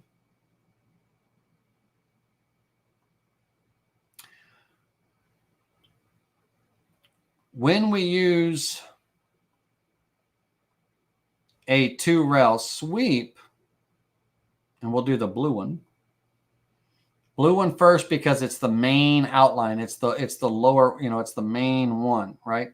So that one's the one we want to work with, the blue one. All right, so in here, we go with a 2-rail sweep. Now, also something to keep in mind. If the bottom doesn't create very well, we can create a straight line on the bottom, and then we can remove that material from the bottom. We can remove that material after the fact by using the clear tool. If it doesn't create very well, when we sweep this edge across, it's going to try to sweep around here. If it doesn't create it very well, then we'll create a nice smooth line, 2 lines, one on this side, one on that side. We'll create a nice smooth line. We'll create our bell, and then we'll trim everything off. But we should be just fine. We should be. All right, let's go to the 3D view. And for right now, I'm going to turn off, I'm going to create a new level. I'm going to turn off the original one, the slab for right now. And on the 3D view, we've got our 2 vectors selected. And that's going to be our drive rails. And the key thing is to make sure that the lines or arrows are pointing the same direction, which they are. We're going to create this, and we're going to scale with the cross section and sweep between the spans. We're going to click apply. Now, because this span, when it creates here, because the span has divots right here on the edge, on the upper and lower, because it has these divots right here on the upper and the lower, that divot is going to travel all the way across from one side to the other. And the same thing right here, because of this divot right here, that's going to travel from one side to the other when it creates this shape. So when we look at the 3D view here, it actually is creating the rim and the levels of that bell, where, you know, those divots and everything. It's creating those levels and all. Now, the height of this 2-rail sweep, it's stretched and flattened because I used scale the cross section with the width. So what that means is it stretched that cross section out. Cross section is this line that's pink over here. It stretched it out, and when it stretched it out, it also flattened it. So I actually want to just sweep that cross section between the spans, but I don't want to scale it. I want it to stay that dome shape that I created over there, that ellipse. I want it to create that same kind of bulge with the flat sides. And here's another thing. I don't want to scale it to a certain height right here, so I want to turn that off. I want that off too. So we're going to click apply. Okay. And I had that reverse, ladies and gentlemen, had that reverse. I want this one checked. I want the scale height turned off. With that checked, with that unchecked, it stretches the vector out and flattens it down. That's what I don't want. With it checked, make it, what flattened me out was the limit to the height. With it checked, it now will stretch that out to fit the width of the spans. Woo! Lord have mercy. And we end up with our bell. Okay? We end up with our bell. All right? So we want scale the cross section with the width, sweep between spans, no limit. Don't scale it to a height. We want it to go full on. So it creates that bell. Now, once again, let me get back to the top here.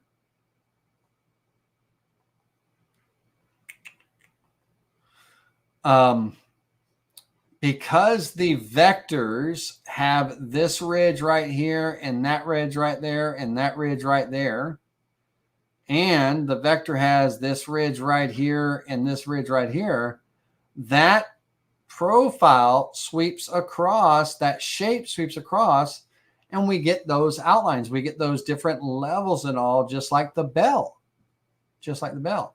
Now, if we wanted these levels a little bit more pronounced and everything, then we redraw the vectors here and make these little notches more pronounced, right? Instead of using the traced bitmap vectors, if we were to, clean that up and create it on our own, this would be much more defined going across, and things. Right now, it's just subtle because it's just a subtle little shape there, right? That little difference and everything. Okay. But that's our bell. Now, because our model creates a full shape, it closes off on the full shape and it doesn't really follow the vectors, we need to use the vector to kind of clear the model. And this is what I was talking about earlier. Like if it didn't create that bottom well, then we can make it a straight line across, and then we can trim to that. I think it did okay on the lower level, but what's happened is it's kind of created those waves and everything. It didn't create them in the edge. It created them down at the bottom here. It's not on the edge. I need it on the edge. So what I actually want to do is I want to hit reset. Clear it out. Okay. I want to go back I want to close this tool and I want to go to node editing.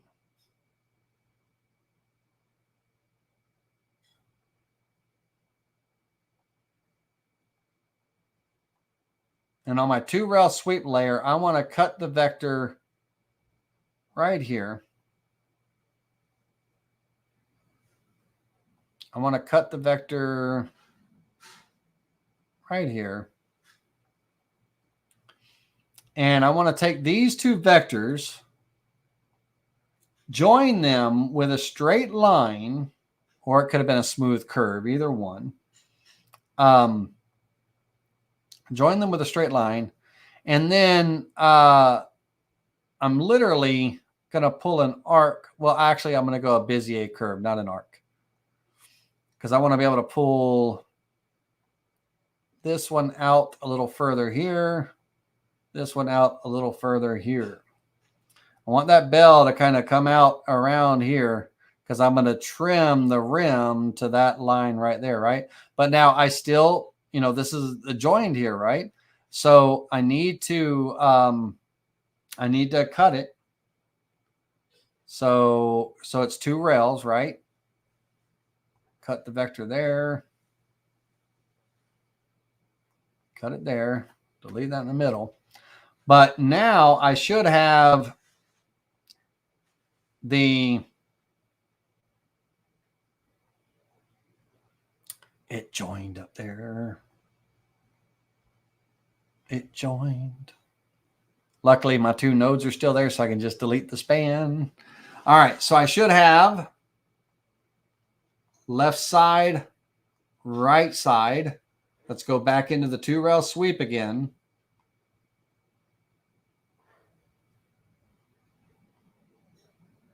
Select my cross section.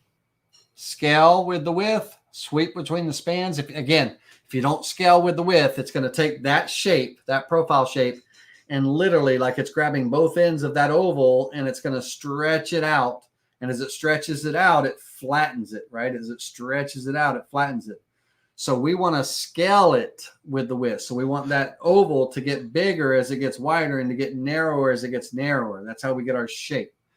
The reason why I was flat earlier, which my mind didn't wrap around it, and I didn't see, I had scale to an exact height checked. And it automatically made me assume that my scale cross width was my problem, and it wasn't. All right, so let's create that 2-rail sweep.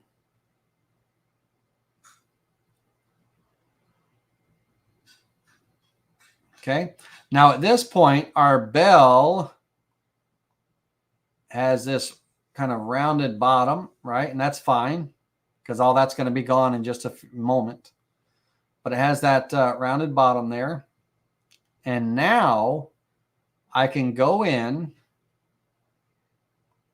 turn off the 2-rail sweep vector and turn on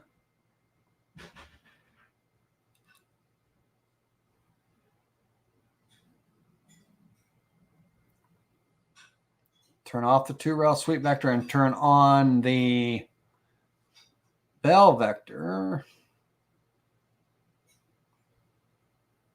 Both of them. Here we go. All right. So before now this is the critical mistake I made last time. Before I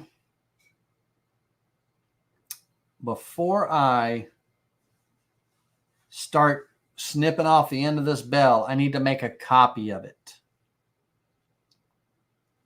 So this bell, I need to duplicate it. Okay.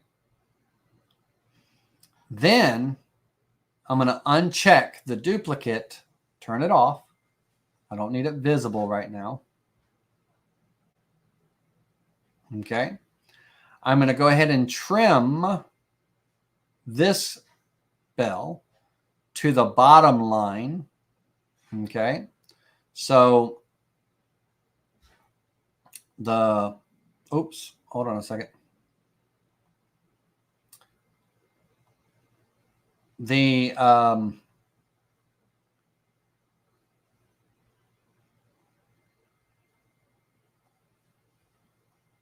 go. I had my, I made the bell on the 2-rail sweep layer, so that layer's got to be stayed on.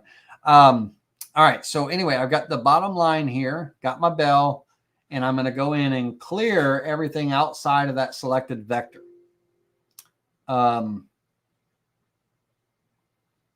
Oh, wait.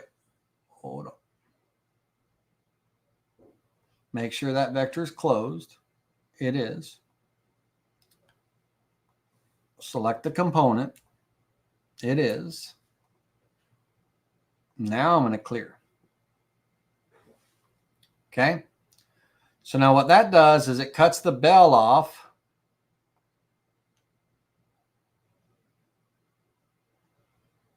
With that ragged edge. Now I come in. This is the important part. I turn this one off. I turn this one on. And I trim, select it, and I trim to this other line, the upper one.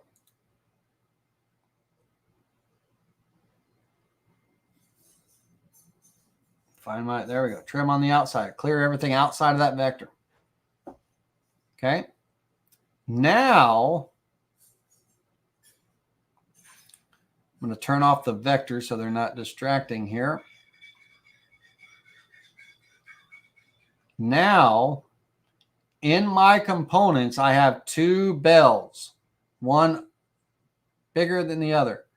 This one needs to be not this tall. It needs to drape over the other one. Right now, if I turn on both of these at their full height right here, I end up with this big bulging looking bell like this, right? Where the upper is laying on top of the lower, but it's fat, right? And it's sitting there, and I end up with this gap right here, or, you know, one sitting on top of the other. And that's exactly because it's draping over it. Well, this is my edge of my bell. This is that rough, you know, broken edge, right? So this upper part needs to be a thin layer, about the thickness of what my bell would be, right? So this goes into here, and it only needs to be, I'm just going to make it 1/4 of an inch in height. We'll change it as we see what it progresses to. But let's go step it down. Let's go 1/8 of an inch.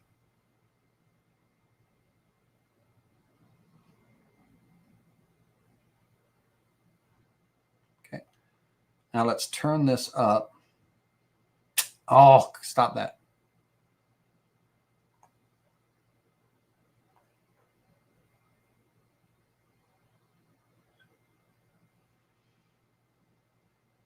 And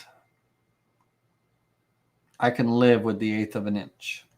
So now my bell has this edge here and all that when I smooth everything out, or if I did some sculpting and all, I could kind of pull one into the other to create like that broken rim, right? We'll do some sculpting on that in just a minute, but there's one more component I want to make to kind of visualize and clear all this off, right? So let's go back into our 2-rail sweep tool here. Let's go into our 2D view for a moment.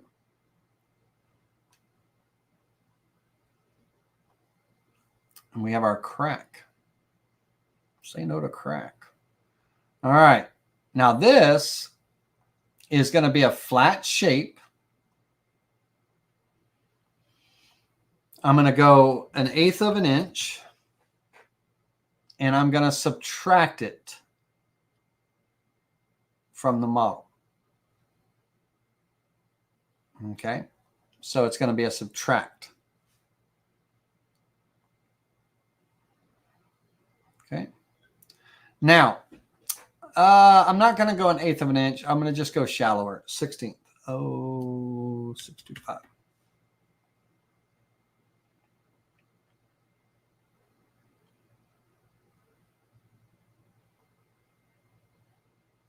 Okay. And so now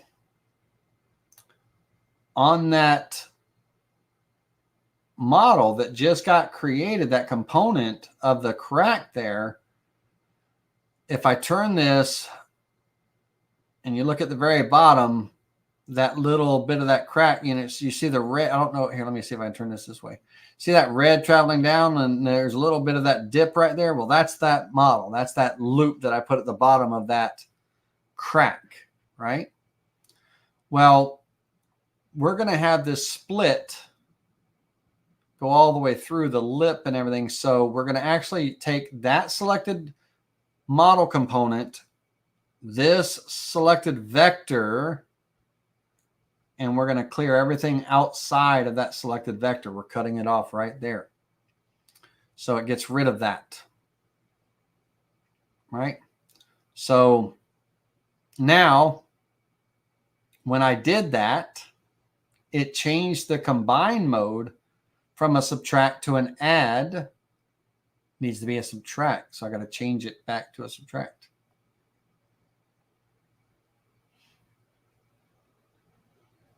Okay. Now, you see how the crack is kind of going into here. It's kind of, you know, taken on to that level as well, too. When I go into sculpt, I'll end up removing this material right here and kind of blending it into that, you know, ledge and everything.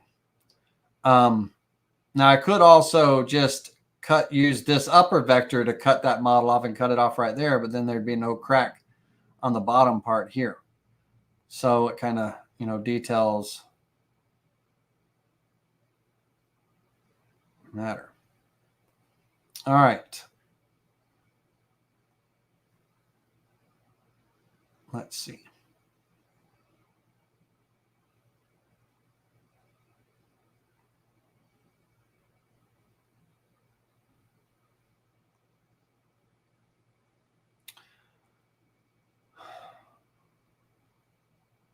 Let me think. I'm going to trim that to the upper vector, and then I'll pull that crack down into the lip with the when I do the smudging. Clear everything outside.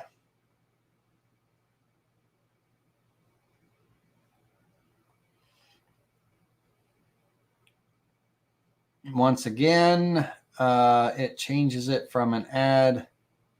Needs to be a subtract.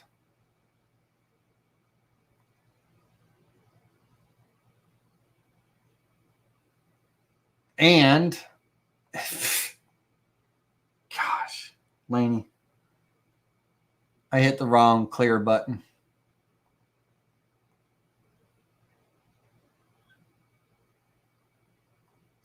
This vector, or this model,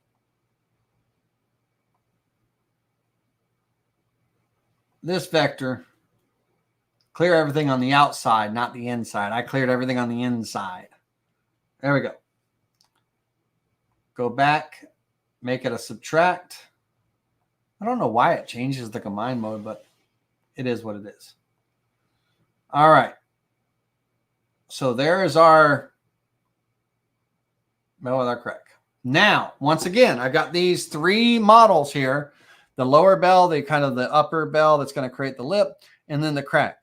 Again, if I go to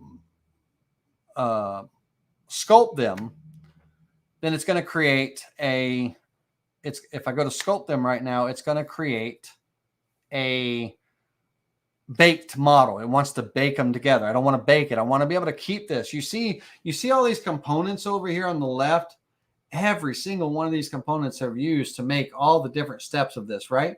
We just started here at level 5, and these are the components for the bell that we've made so far up to this point. All this other stuff down below here, that's all building up to that, right? There's still other stuff to do. We're not going to get this 100% done tonight, but we're going to be, we're close here. But these three models here, I need them to stay separate. So I'm going to create a new model from the visible model. What I can see right here, make a duplicate of this model right now. So it's going to make a brand new model. It makes it fat. And now I can turn off the originals. And again, name your components, go take the time, go through and name them. And it's very easy to name them. You just, on a component, you can right click and come down to rename. And this is, the bell with crack.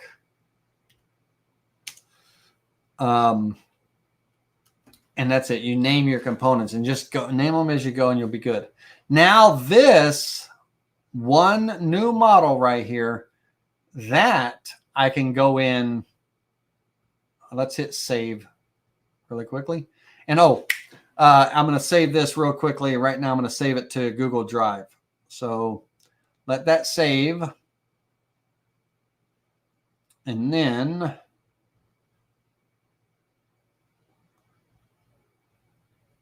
it's saving. Let it save, and then I'll move it over, a copy over to Google Drive.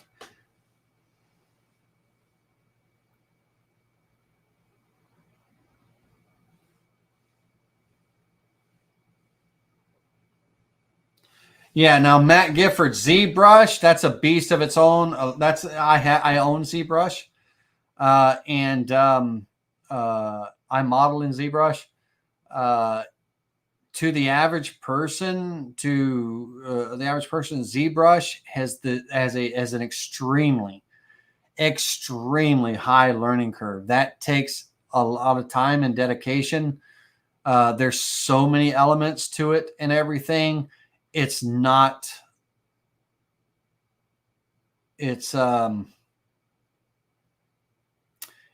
for everyone, man. There's such a high learning curve. There's so many different tools and things that you have to learn, so many little variables of each tool and changes and this and that and all that. You would have to be dedicated to learn it. Because I don't use it every day and all, I have to go back and I have to restudy, rewatch videos, redo this, redo that, just to be able to make a model that I want to make, because I forgot what all the tools do and everything, because I don't use it every day. So it's a wonderful program, amazing for sculpting and 3D modeling and everything, but it's not for unless it's my job and I'm using it every day, it's not one that, is too big of a learning curve for most. It takes a lot of time and dedication. Now, if you're retired and you have nothing better to do but spend time learning it, man, it's a cool program. It's expensive. You know, mine cost about $1,000, $895 when I bought it. But Aspire's $19.95. So what's the difference, right? All right. Let's go in and what the hell was I doing? Oh, saving real quick. It's saved, so I want to drag a copy of this over to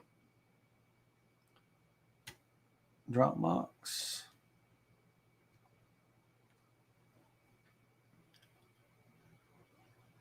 Okay. Cool beans.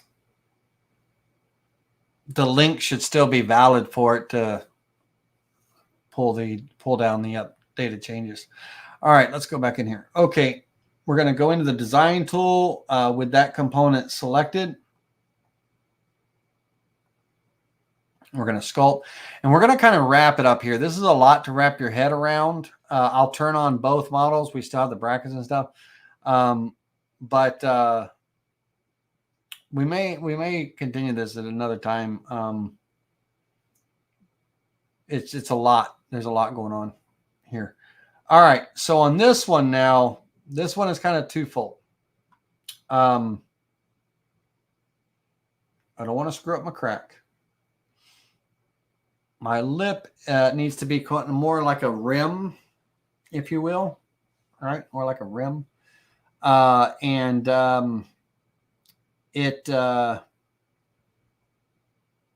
need to, I'll start off with smoothing. Let's say that. Let's make the diameter bigger.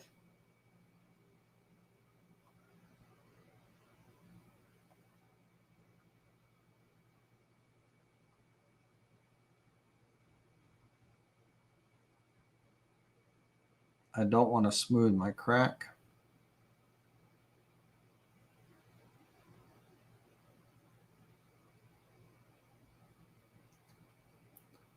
The smudge tool.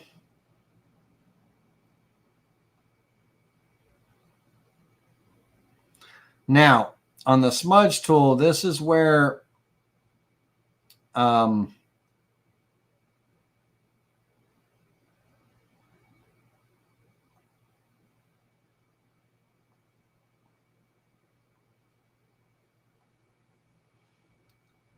don't want a whole lot of strength.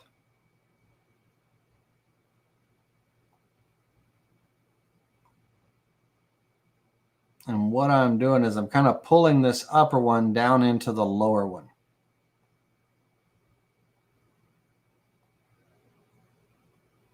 Yes, JR, completely agree with that. Some software is user vicious.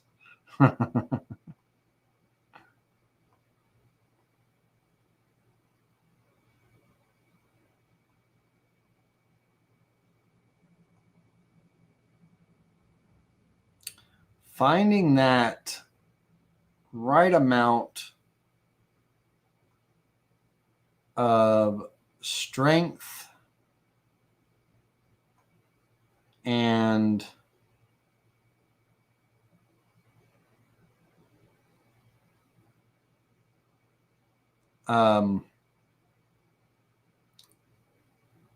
that right combination.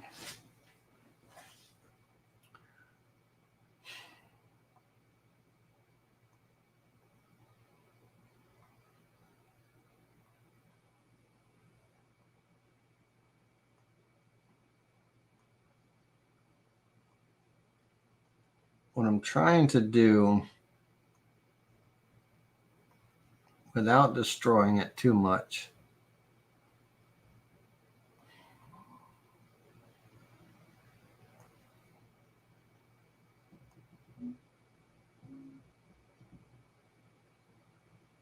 Gotta love that undo brush.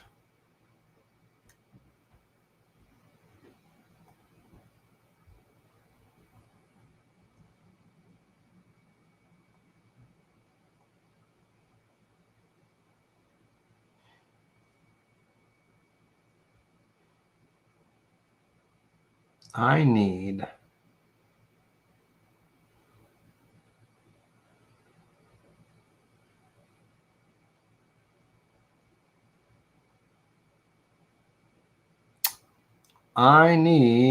what do I need? What do I need? Kind of need another one right in the middle.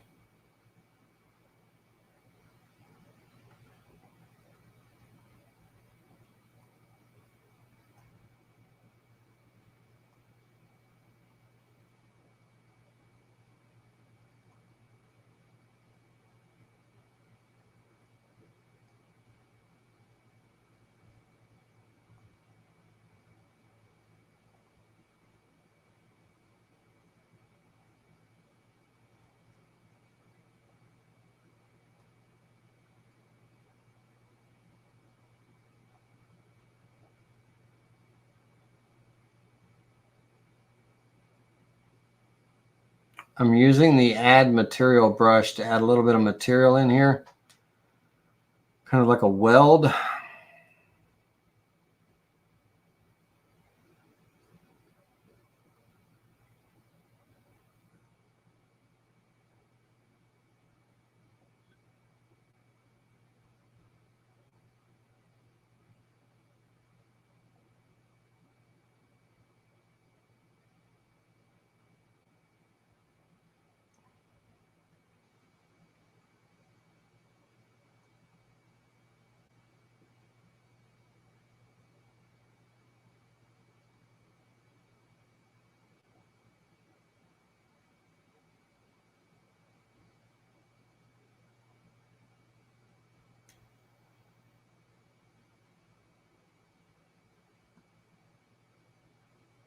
And then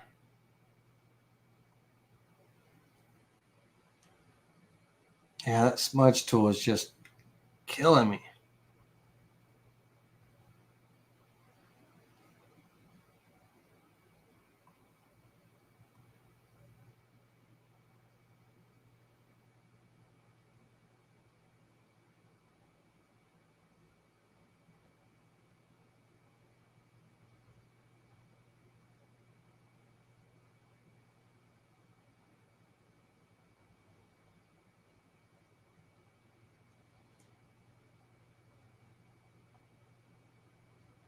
All right, now I'm going to take the smoothing tool. I'm going to crank up the strength and the smoothness.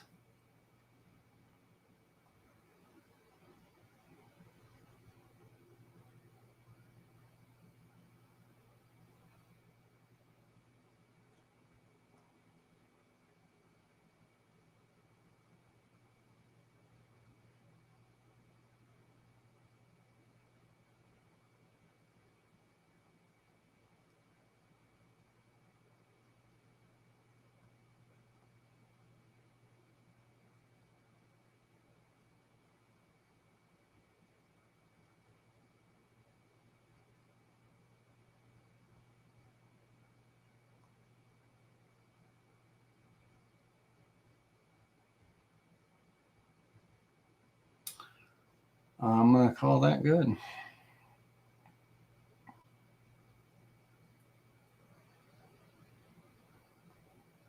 All right, now let's turn on our timber.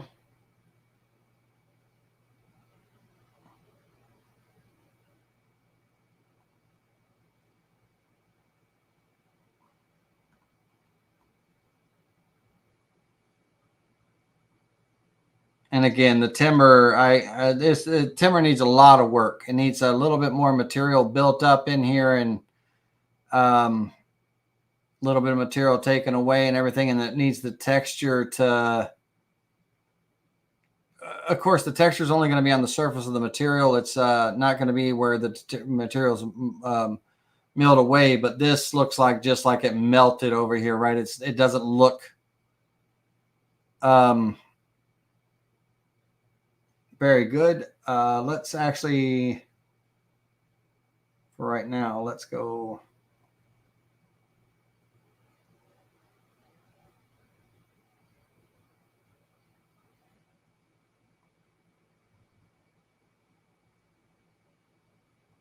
about the best it could be.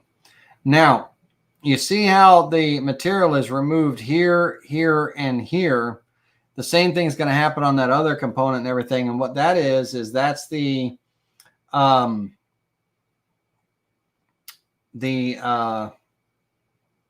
me find it.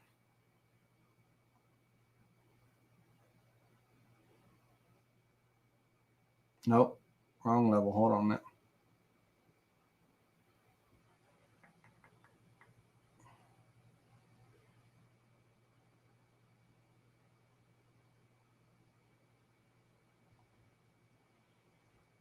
That's the brackets here, and they need some base height to them a little bit. They need to be brought out a little bit more. But that is, you know, the next evolution of this model.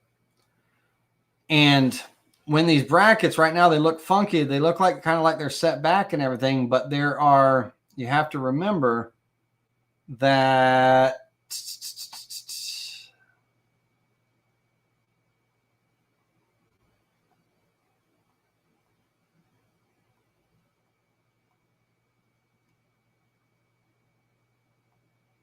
bear with me.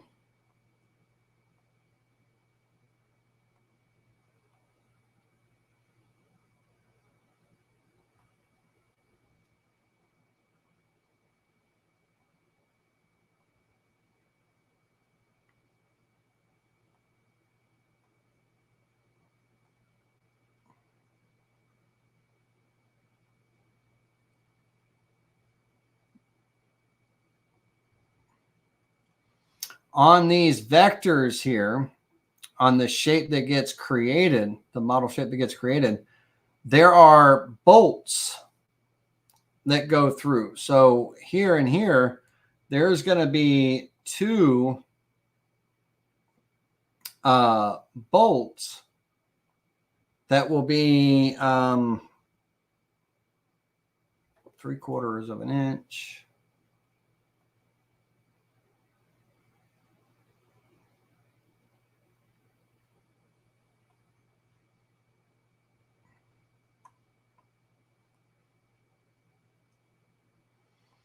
And on those bolts, let it reset itself. There's going to be those rivet pins that come here. And then there's going to be a nut, right? So there's still another vector to draw for the nut. Now on this particular one, if I go back into the bitmap images, our reference images,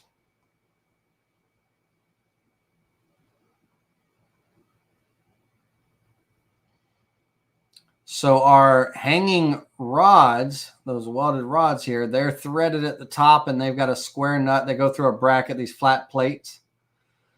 But then they kind of, you know, this is kind of chunked out here in the wood. It's kind of divoted down. So we might take that material out of our stock, you know, as well. But these rods come down and they got a big ring on them that go around the bolt.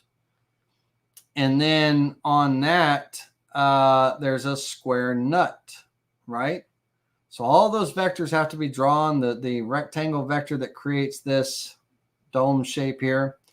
If you want to do the threads, the rectangular vectors, the small rectangular vectors that create the threads, just like in the model here, where it created the knurls kind of on that round spot. Now in my vector image, my reference image, those knurls and all are there, but in the actual image, it's smooth, other than, you know, the dimples from the rust and all. And so this will be the one I actually use in the model. So let's take a second and let's wake up the guys and bring them back on for just a moment. Wake up, everybody. And let me bring myself up big for just a moment. And let's go through and answer some questions and all. So Matt, any pictures of what? Or wait, hold on. Oh, that was JR asking Matt. Sorry, I thought it was Matt asking me any pictures of what. Oh, cool. So Matt was asking pictures of things you know. Okay. Roger asks, Blender is another modeling software, free, but you have to learn a lot about it. So yeah, Blender is where I started before Vectric. Blender is a free, open source 3D modeling program, and it's used a lot for video animations, 3D modeling, graphic animations and things. You'll see a lot of Blender stuff in video games and things like that. ZBrush stuff too. But I have some intros back in my old video channel, my main one that I don't use that much anymore. My intro videos were all made with Blender, where a chisel might go through and chisel out my company name, and then all the particles and the sawdust falls and everything. That's Blender. Blender, you can create those particle and 3D illusions and things like that. It's a very, very cool program. Blender is cool, and it's free, absolutely free. Powerful as albeit and free, but it's a big learning curve. Now, I went from Blender to ZBrush, and then from ZBrush, now I'm working with Aspire and stuff like that. Now, ZBrush, Aspire is realistically, it's a bit of a step down from ZBrush. ZBrush is all sculpting. It's all modeling. If you're ever curious about it, just Google on YouTube, not Google, but YouTube search ZBrush project tutorials, right? And just watch what the guys and girls in the videos make with ZBrush, the things that they do. You'll see a lot of those in like a video game animation. So they're always making video game creatures and people and things like that. You'll see a lot of that and stuff. But ZBrush is, excuse my French, it's badass. It is the program to sculpt in. If you're a modeler and you're making 3D models and you want to make money with your 3D models, ZBrush, that's where you need to be. But I make a lot of money with my Aspire models too, right? I can work on Aspire. ZBrush just gives me, there's so many more things. And unfortunately, I don't use it as much. I get so busy that I just need to be able to model a quick model without having to wrap my head into it. So I use Aspire. I don't have to think with Aspire. I mean, Aspire, there's a lot of thinking. There's a lot of stuff going on here. But I know I got to draw the vectors. I got to either do a 2-rail sweep or a single rail sweep. I don't have to do a lot of stuff. With ZBrush, every little tool each tool has its own settings and settings upon settings and things with those tools and stuff. And so it's a deep dive learning curve for sure. But yeah, it's a great program. There's nothing wrong with it all. I love it. I just don't use it that much. And just for kicks and giggles, here, I'll show you guys the user interface of ZBrush. I'll let it open up and I'll show you the user interface. All right, let's see here. Let's see. You guys are just having a conversation. Let's go back up.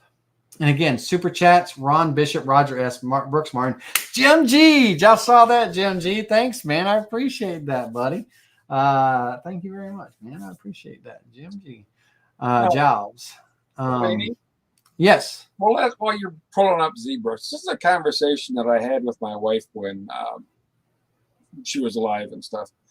Yep. What about the whole, why use all these other little smaller packages when you can just go out and get Adobe Suite? Besides, obviously, the price. Can't you do everything with the Adobe Suite? No. Adobe Suite is a vector functional program. So Adobe Suite now, I had like the Adobe Creative Cloud, right? That had access to all the things. And, for video editing, Adobe Premiere, for, Adobe, Paint Shop Pro, or not Paint Shop, but, Photoshop and things like that, for pictures, and then Illustrator for vectors and things like that. So Adobe has a wonderful suite of a bunch of different things and stuff. And that's for the digital content creator. Like if I'm making graphics for Facebook or for Instagram or for Twitter or whatever, I'll use it. I'm not going to use ZBrush. I'm not going to use Blender. I'm not going to use Aspire to make my graphics, my graphic images and things like that for, my social media. I'll use the Adobe Suite, all of those tools and things. But if I'm modeling, 3D modeling, then I want to use a dedicated modeling program. ZBrush, even for free. Hey, Blender is phenomenal. Blender's great. You know, you can do particle manipulation and everything in Blender. But Adobe Suite has its purpose. If you want to pay $89, you know, a month, Adobe Creative Cloud, no, it has its purpose. But if I'm video editing, I don't use Premiere. You know, for video editing, Adobe, I use Sony Vegas. I think it's the best one on the market, in my opinion. But with Adobe, you got After Effects where you can do bombs blowing up and all the flames and fires and all that. So there's a lot of stuff, a lot of cool stuff with Adobe. But when it comes to 3D modeling, Adobe is a vector program. It's a, you know, a photo editing program. It's a video editing program. It's not for 3D modeling. And that's my opinion. Now, somebody might say, hey, no, Adobe has this one program that does this very well and all. I just don't know it. I've never used it. I use the Creative Cloud, but there's nothing in the Creative Cloud that can do what I can do in ZBrush. ZBrush is a standalone. Oh, man. Hold on a second. Now I paid for my license, but I have, what did it do?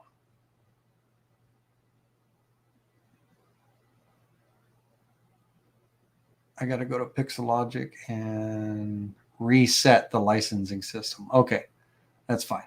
Well, let me pop it back up with that. So I got to just go do my license. That's no problem. I pay for my ZBrush. I don't use bootleg copies. Don't use bootleg copies of the software, by the way, especially Aspire. But anyway, so on the user interface now, it's not going to let me because of the license and everything. I got to go fix that. But because oh,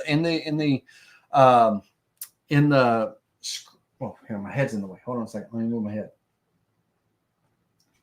Let me go and let me go full screen here. All right, so it won't let me do a lot right now because I got to go fix my license in my license manager. I got something's wrong with it. Anyway, I got to go reset it. But in ZBrush, you have man, I wish it wasn't a problem with my license. I could show it. But in ZBrush, you have your different types of modeling tools. And I wish I could click on one of these, but each one of these tools, there are settings. After you load a tool, there's settings upon settings that you can manipulate to change what this tool does and how it does it and how it builds and how things. And it's a very, there is so much that this thing does. Unfortunately, I can't show it to you because I got to go over to Pixelogic and hit reset to reset my license. But it is, I have the 2019 version. You don't have to renew it every year. Might have to. I don't know. That might be why my license doesn't work. But it's probably because I don't use it a lot. But I got it for my birthday in 2019. It was one of my birthday presents, and I love it. You know, I always wanted it, and I had an ex got it for me. God bless her. But it was about 859 or 895, one of the two back then. I don't know what it is now, but it's a pretty cool program. All right, let's get back to it here. I think that because we're nowhere near finished on this, I haven't even finished on my original model, modeling this and everything. I just started on the original model, just started modeling the bracket over here, that first bracket, right? Getting that made and all. But with Invetric doesn't show side profiles very well, so it looks really rough on the sides. But with this, you know, the next steps are to create the vectors to create the bolts. Now those bolts are too tall, of course, but and they're also too big. So got to get smaller vectors to create the bolts, to create the threads on the bolts, to create the square nuts and everything. And like I said, if you were taking, for example, like the 3D model that design and make cells, Vectric cells, notice the bolts and the square nuts, right? The bolt just slightly precedes. There's a little bit of a chamfer there to show the difference between the two, right? So all they did was they created this square block, right? Just created that square model. And then they drew a circle and created a kind of a subtract for a small amount, like a V shape, subtract. And that created that little difference in there. They didn't go crazy with threads or anything like that. The part here is just a rounded part and then a flat, it kind of smooths, a little bit of sculpting and smoothing. It smooths into this flat washer area and stuff. Up here, this kind of block is created. A shape is created and everything. They probably did it in 3 different steps. And then this, again, that square rectangle goes up and it creates that. And then they have this rod here with this square nut. They didn't go in, they didn't make it, the block at the top, just a triangular shape extruded out. Not a whole lot of detail, but you don't need detail. I mean, your model, just needs to be, this is going to probably be part of a 4th of July sign, right? Or something like that, or whatever the case may be. And I'll try to get the model done before 4th of July so I can distribute it to you all. But you don't have to go crazy with the detail. This is just a rectangle with a little arc at the top. They created the shape, the round shape. And then this is a rectangle with radiuses. They created that shape. And, when you're looking at it from the top down, it looks like a nut around a bolt. There's no threads on these studs, right? They didn't go into that kind of detail and all that stuff. And you're carving, right? So if you don't have a small bit, like a 32nd inch diameter, 64th inch radius bit, then you don't want to really build in that kind of detail anyway, because you're not going to get that kind of detail in your carving, right? You want just the basics that you want it to look, close. And all. So the detail that I went to on the block, my detail looks rough. Very, very terrible. This is just a smooth transition. Literally, it's kind of like a dish, if you will. Just a dish with some jaggeds, and then the texture is what makes it look like there's levels to it. The texture, the actual texture. And so in the program here, if I would have just, let's say, dished this out, created kind of a dish here, going from one level to another, my texture, that rough texture right there would have been able to follow that dish much better. It would have been able to follow that dish much better, and it would look like that texture in that dish, right? I didn't have to go to all the extremes of making all those different levels and pulling and extruding and smoothing and all that stuff. Do what, what gets the job done and what looks good. This right now, looks rough. And then the one that we made tonight, if I turn that one off and I turn ours on,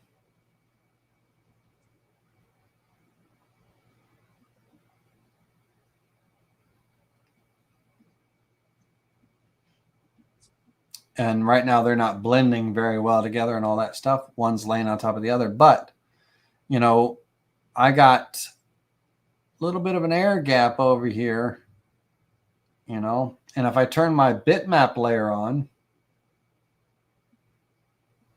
right? So if I overlay my picture, my bitmap layer, I'm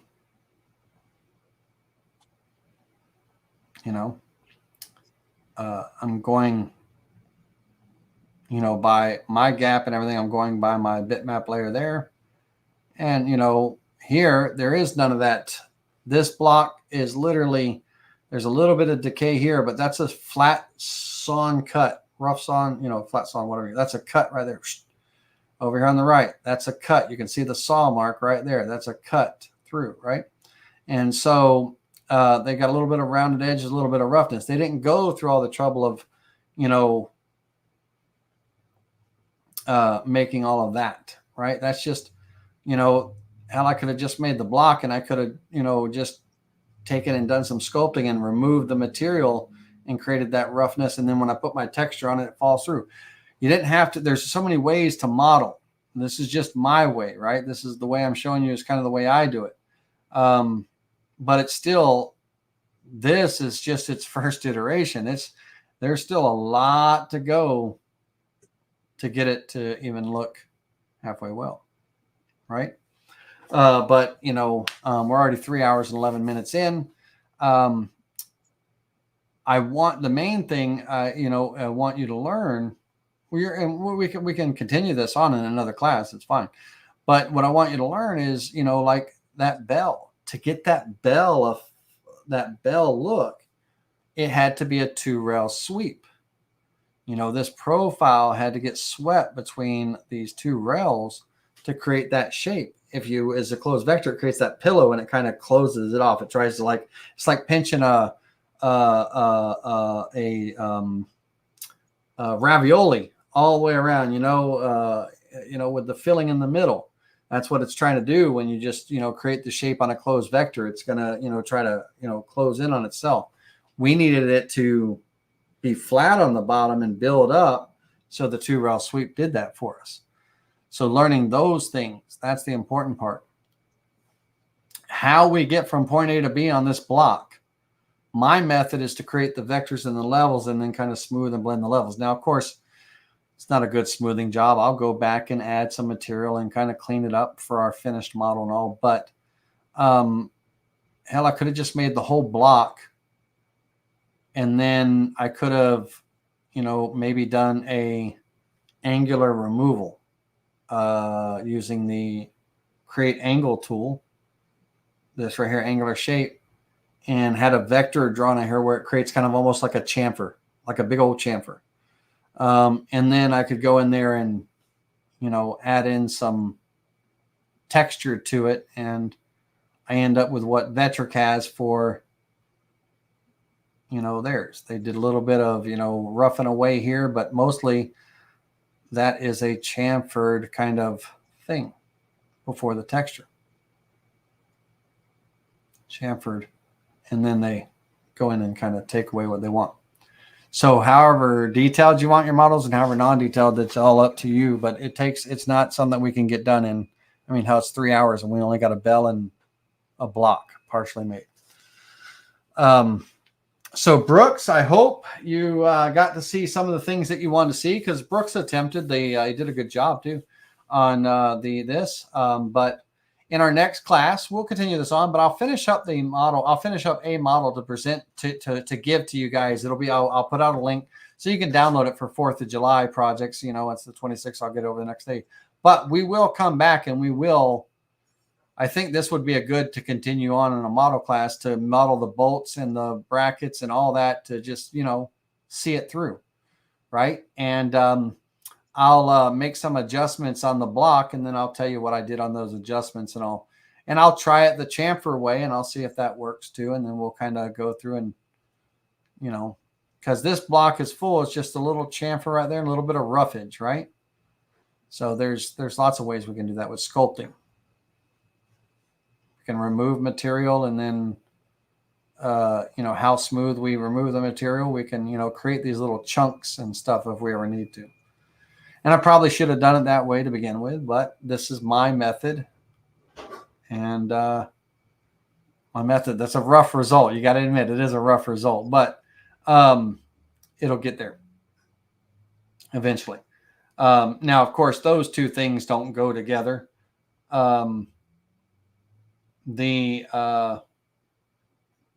Those two things don't go together. What do go together are these three things here. And you know, I could probably stand to add a little bit more material in here and stuff like that. But, you know, and that knurled, I thought that was kind of a big, like, knurled ball or whatever, because in my reference image, someone drew knurls in there. And in the other reference image, it's not knurled. It's just a smooth, rusty old bolt, and, or, you know, a hinge, a rod, you know, whatever. All right, ladies and gentlemen. Well, listen, I can see everyone's dropped off. It's dropped off. My view count has went down dramatically. I've got 7 concurrent viewers still remaining, a few of you. But want to thank you all very much. Thanks for the super chats, guys and girls. I appreciate that a lot. Let's bring the guys up and say goodbye to them and all. We will continue this, but in the meantime, between now and then, I've got 3 projects I'm behind with you guys. Number 1 is the billiard sign. Got to get that file finished and uploaded to you. Number 2 is the pagoda. That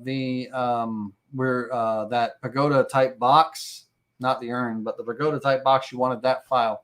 I'm literally making that pagoda right now because the funeral was Saturday, this past Saturday.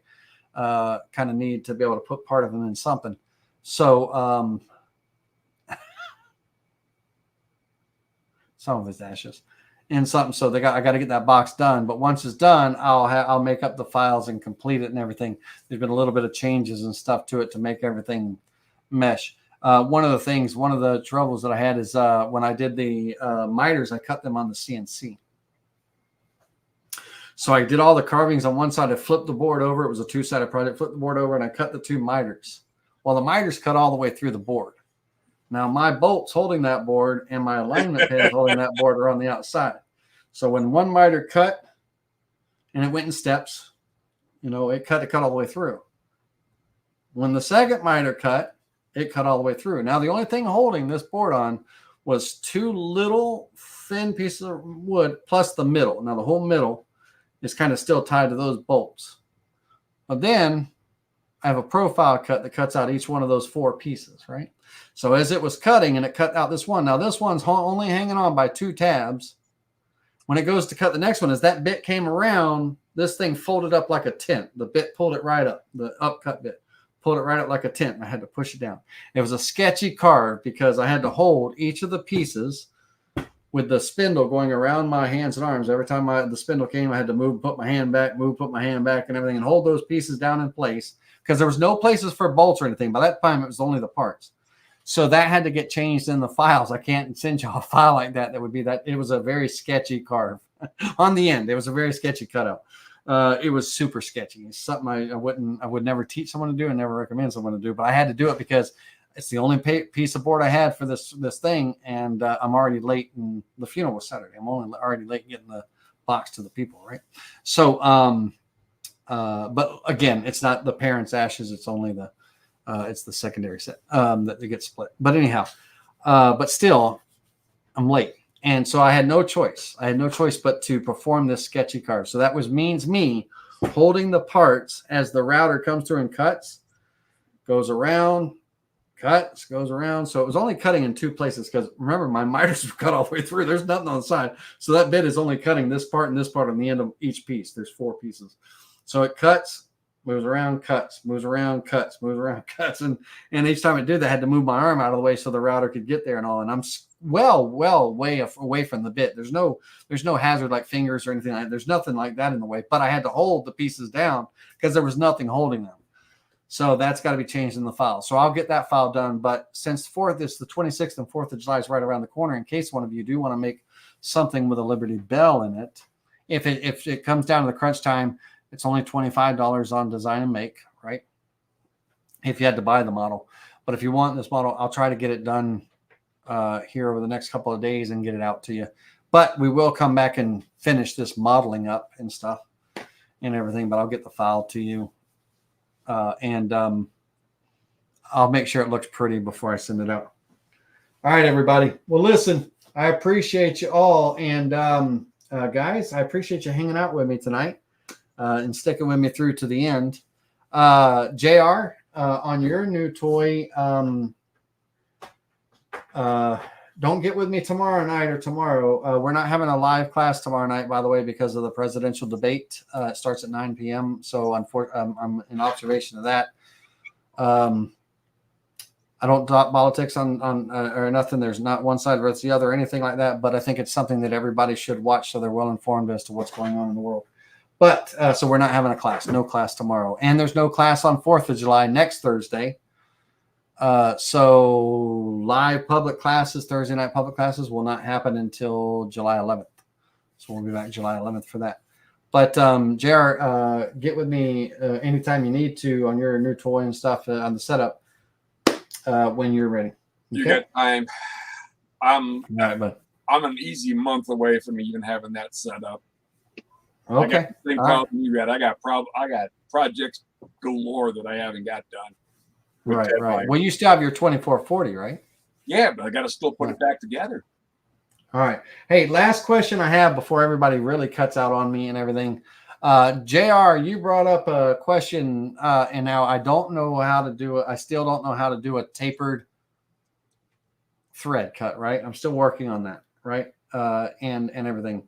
And it's important around tapered thread cuts. There's reasons for it. I'm doing a lot of research, but when it comes to actual thread cutting in wood, with a threading bit and the threading tool path, whether you're cutting inside threads or outside threads, and you could, it could be, making like a little bolt or a little nut or something like that. I use thread cutting when I made my clamping vise and stuff.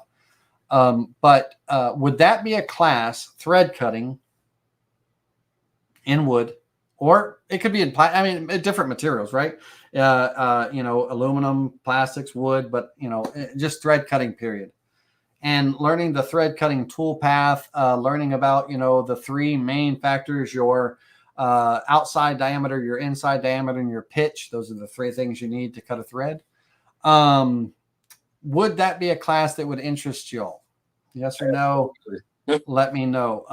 Now, when it comes to threads, JR, you were asking about a tapered thread, an internal tapered thread, if I'm not mistaken, not an external one, but an internal tapered thread. And those are important. So when a bolt goes down, it's kind of a tight fit and stuff. And I've been watching videos on what the purpose of a tapered thread would be. I don't know. I'm not a thread expert by any means, but I will see if I can figure that out. I haven't figured it out yet in Vectric. With using the tapered toolpath, it's kind of its own special thing. You have to write the G code for it. So I want to teach in the class. I want to teach the Vectric thread cutting or threading toolpath that they made for us. But I also want to teach on creating the G code to do a simple internal and external thread, and then talk about the factors of what's needed for that. So. Go ahead. This may be easier for you, Laney. I mean, I talk that it's like an internal thread, but it's actually, think about it. It's a cone that's a pressure vessel that I'm squirting fluid through. Right. And if I want to introduce a second fluid, I want to have it mixing as both fluids go through the cone. Okay. So just like, so I can, in layman's terms, right? Just like a 2-part epoxy syringe that you would buy from, Home Depot, where you have two liquids coming in, but in that cone, that's where they mix each other. As it comes out of the cone, the two, they swirl around, and that's how they mix, as it comes out. That's what you're looking for, you're looking for that channel, right? That's exactly what I'm Is that a good analogy? Like that two liquids, kind of merging into one, and that mixture. Yep. Yeah. So, on this cone,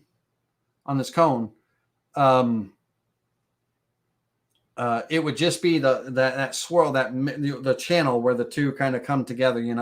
I wouldn't be able to make the two separate entries. You know what I mean? But the cone would have those two gates where it kind of, and then it starts blending together. I could figure that out for you. No problem. I thought you were talking about a thread, like an actual thread, because there are tapered internal threads, and when the bolt goes in, it kind of traps it. Like forget what the purpose of it is. They said, but it does something. It traps something, but I still haven't figured out how to make it in. It serves a purpose. A tapered internal thread serves a purpose. And I haven't been able to master that in Vectric. I've been working on it every night, each week, trying to, preparing for maybe doing a class. But let's see here. Sculpting in an art is its own. Sculpting is an art in its own right. That's exactly right, Brooks Martin.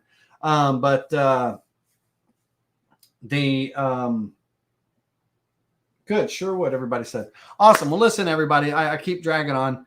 Y'all have a wonderful evening. Thank you for everything. And we will see each other next Wednesday. Now, that's the thing. Next Wednesday is July 3rd. Is that going to be a wasted class? Are you guys and girls going to be out, visiting family on the 3rd and the 4th and all that stuff? Let me know in chat, in the community comments, in Facebook group. Let me know, and I'll, determine if we need to move that class or something. All right, everybody. Y'all have a wonderful evening. See ya. Have a good one, guys. See you, man.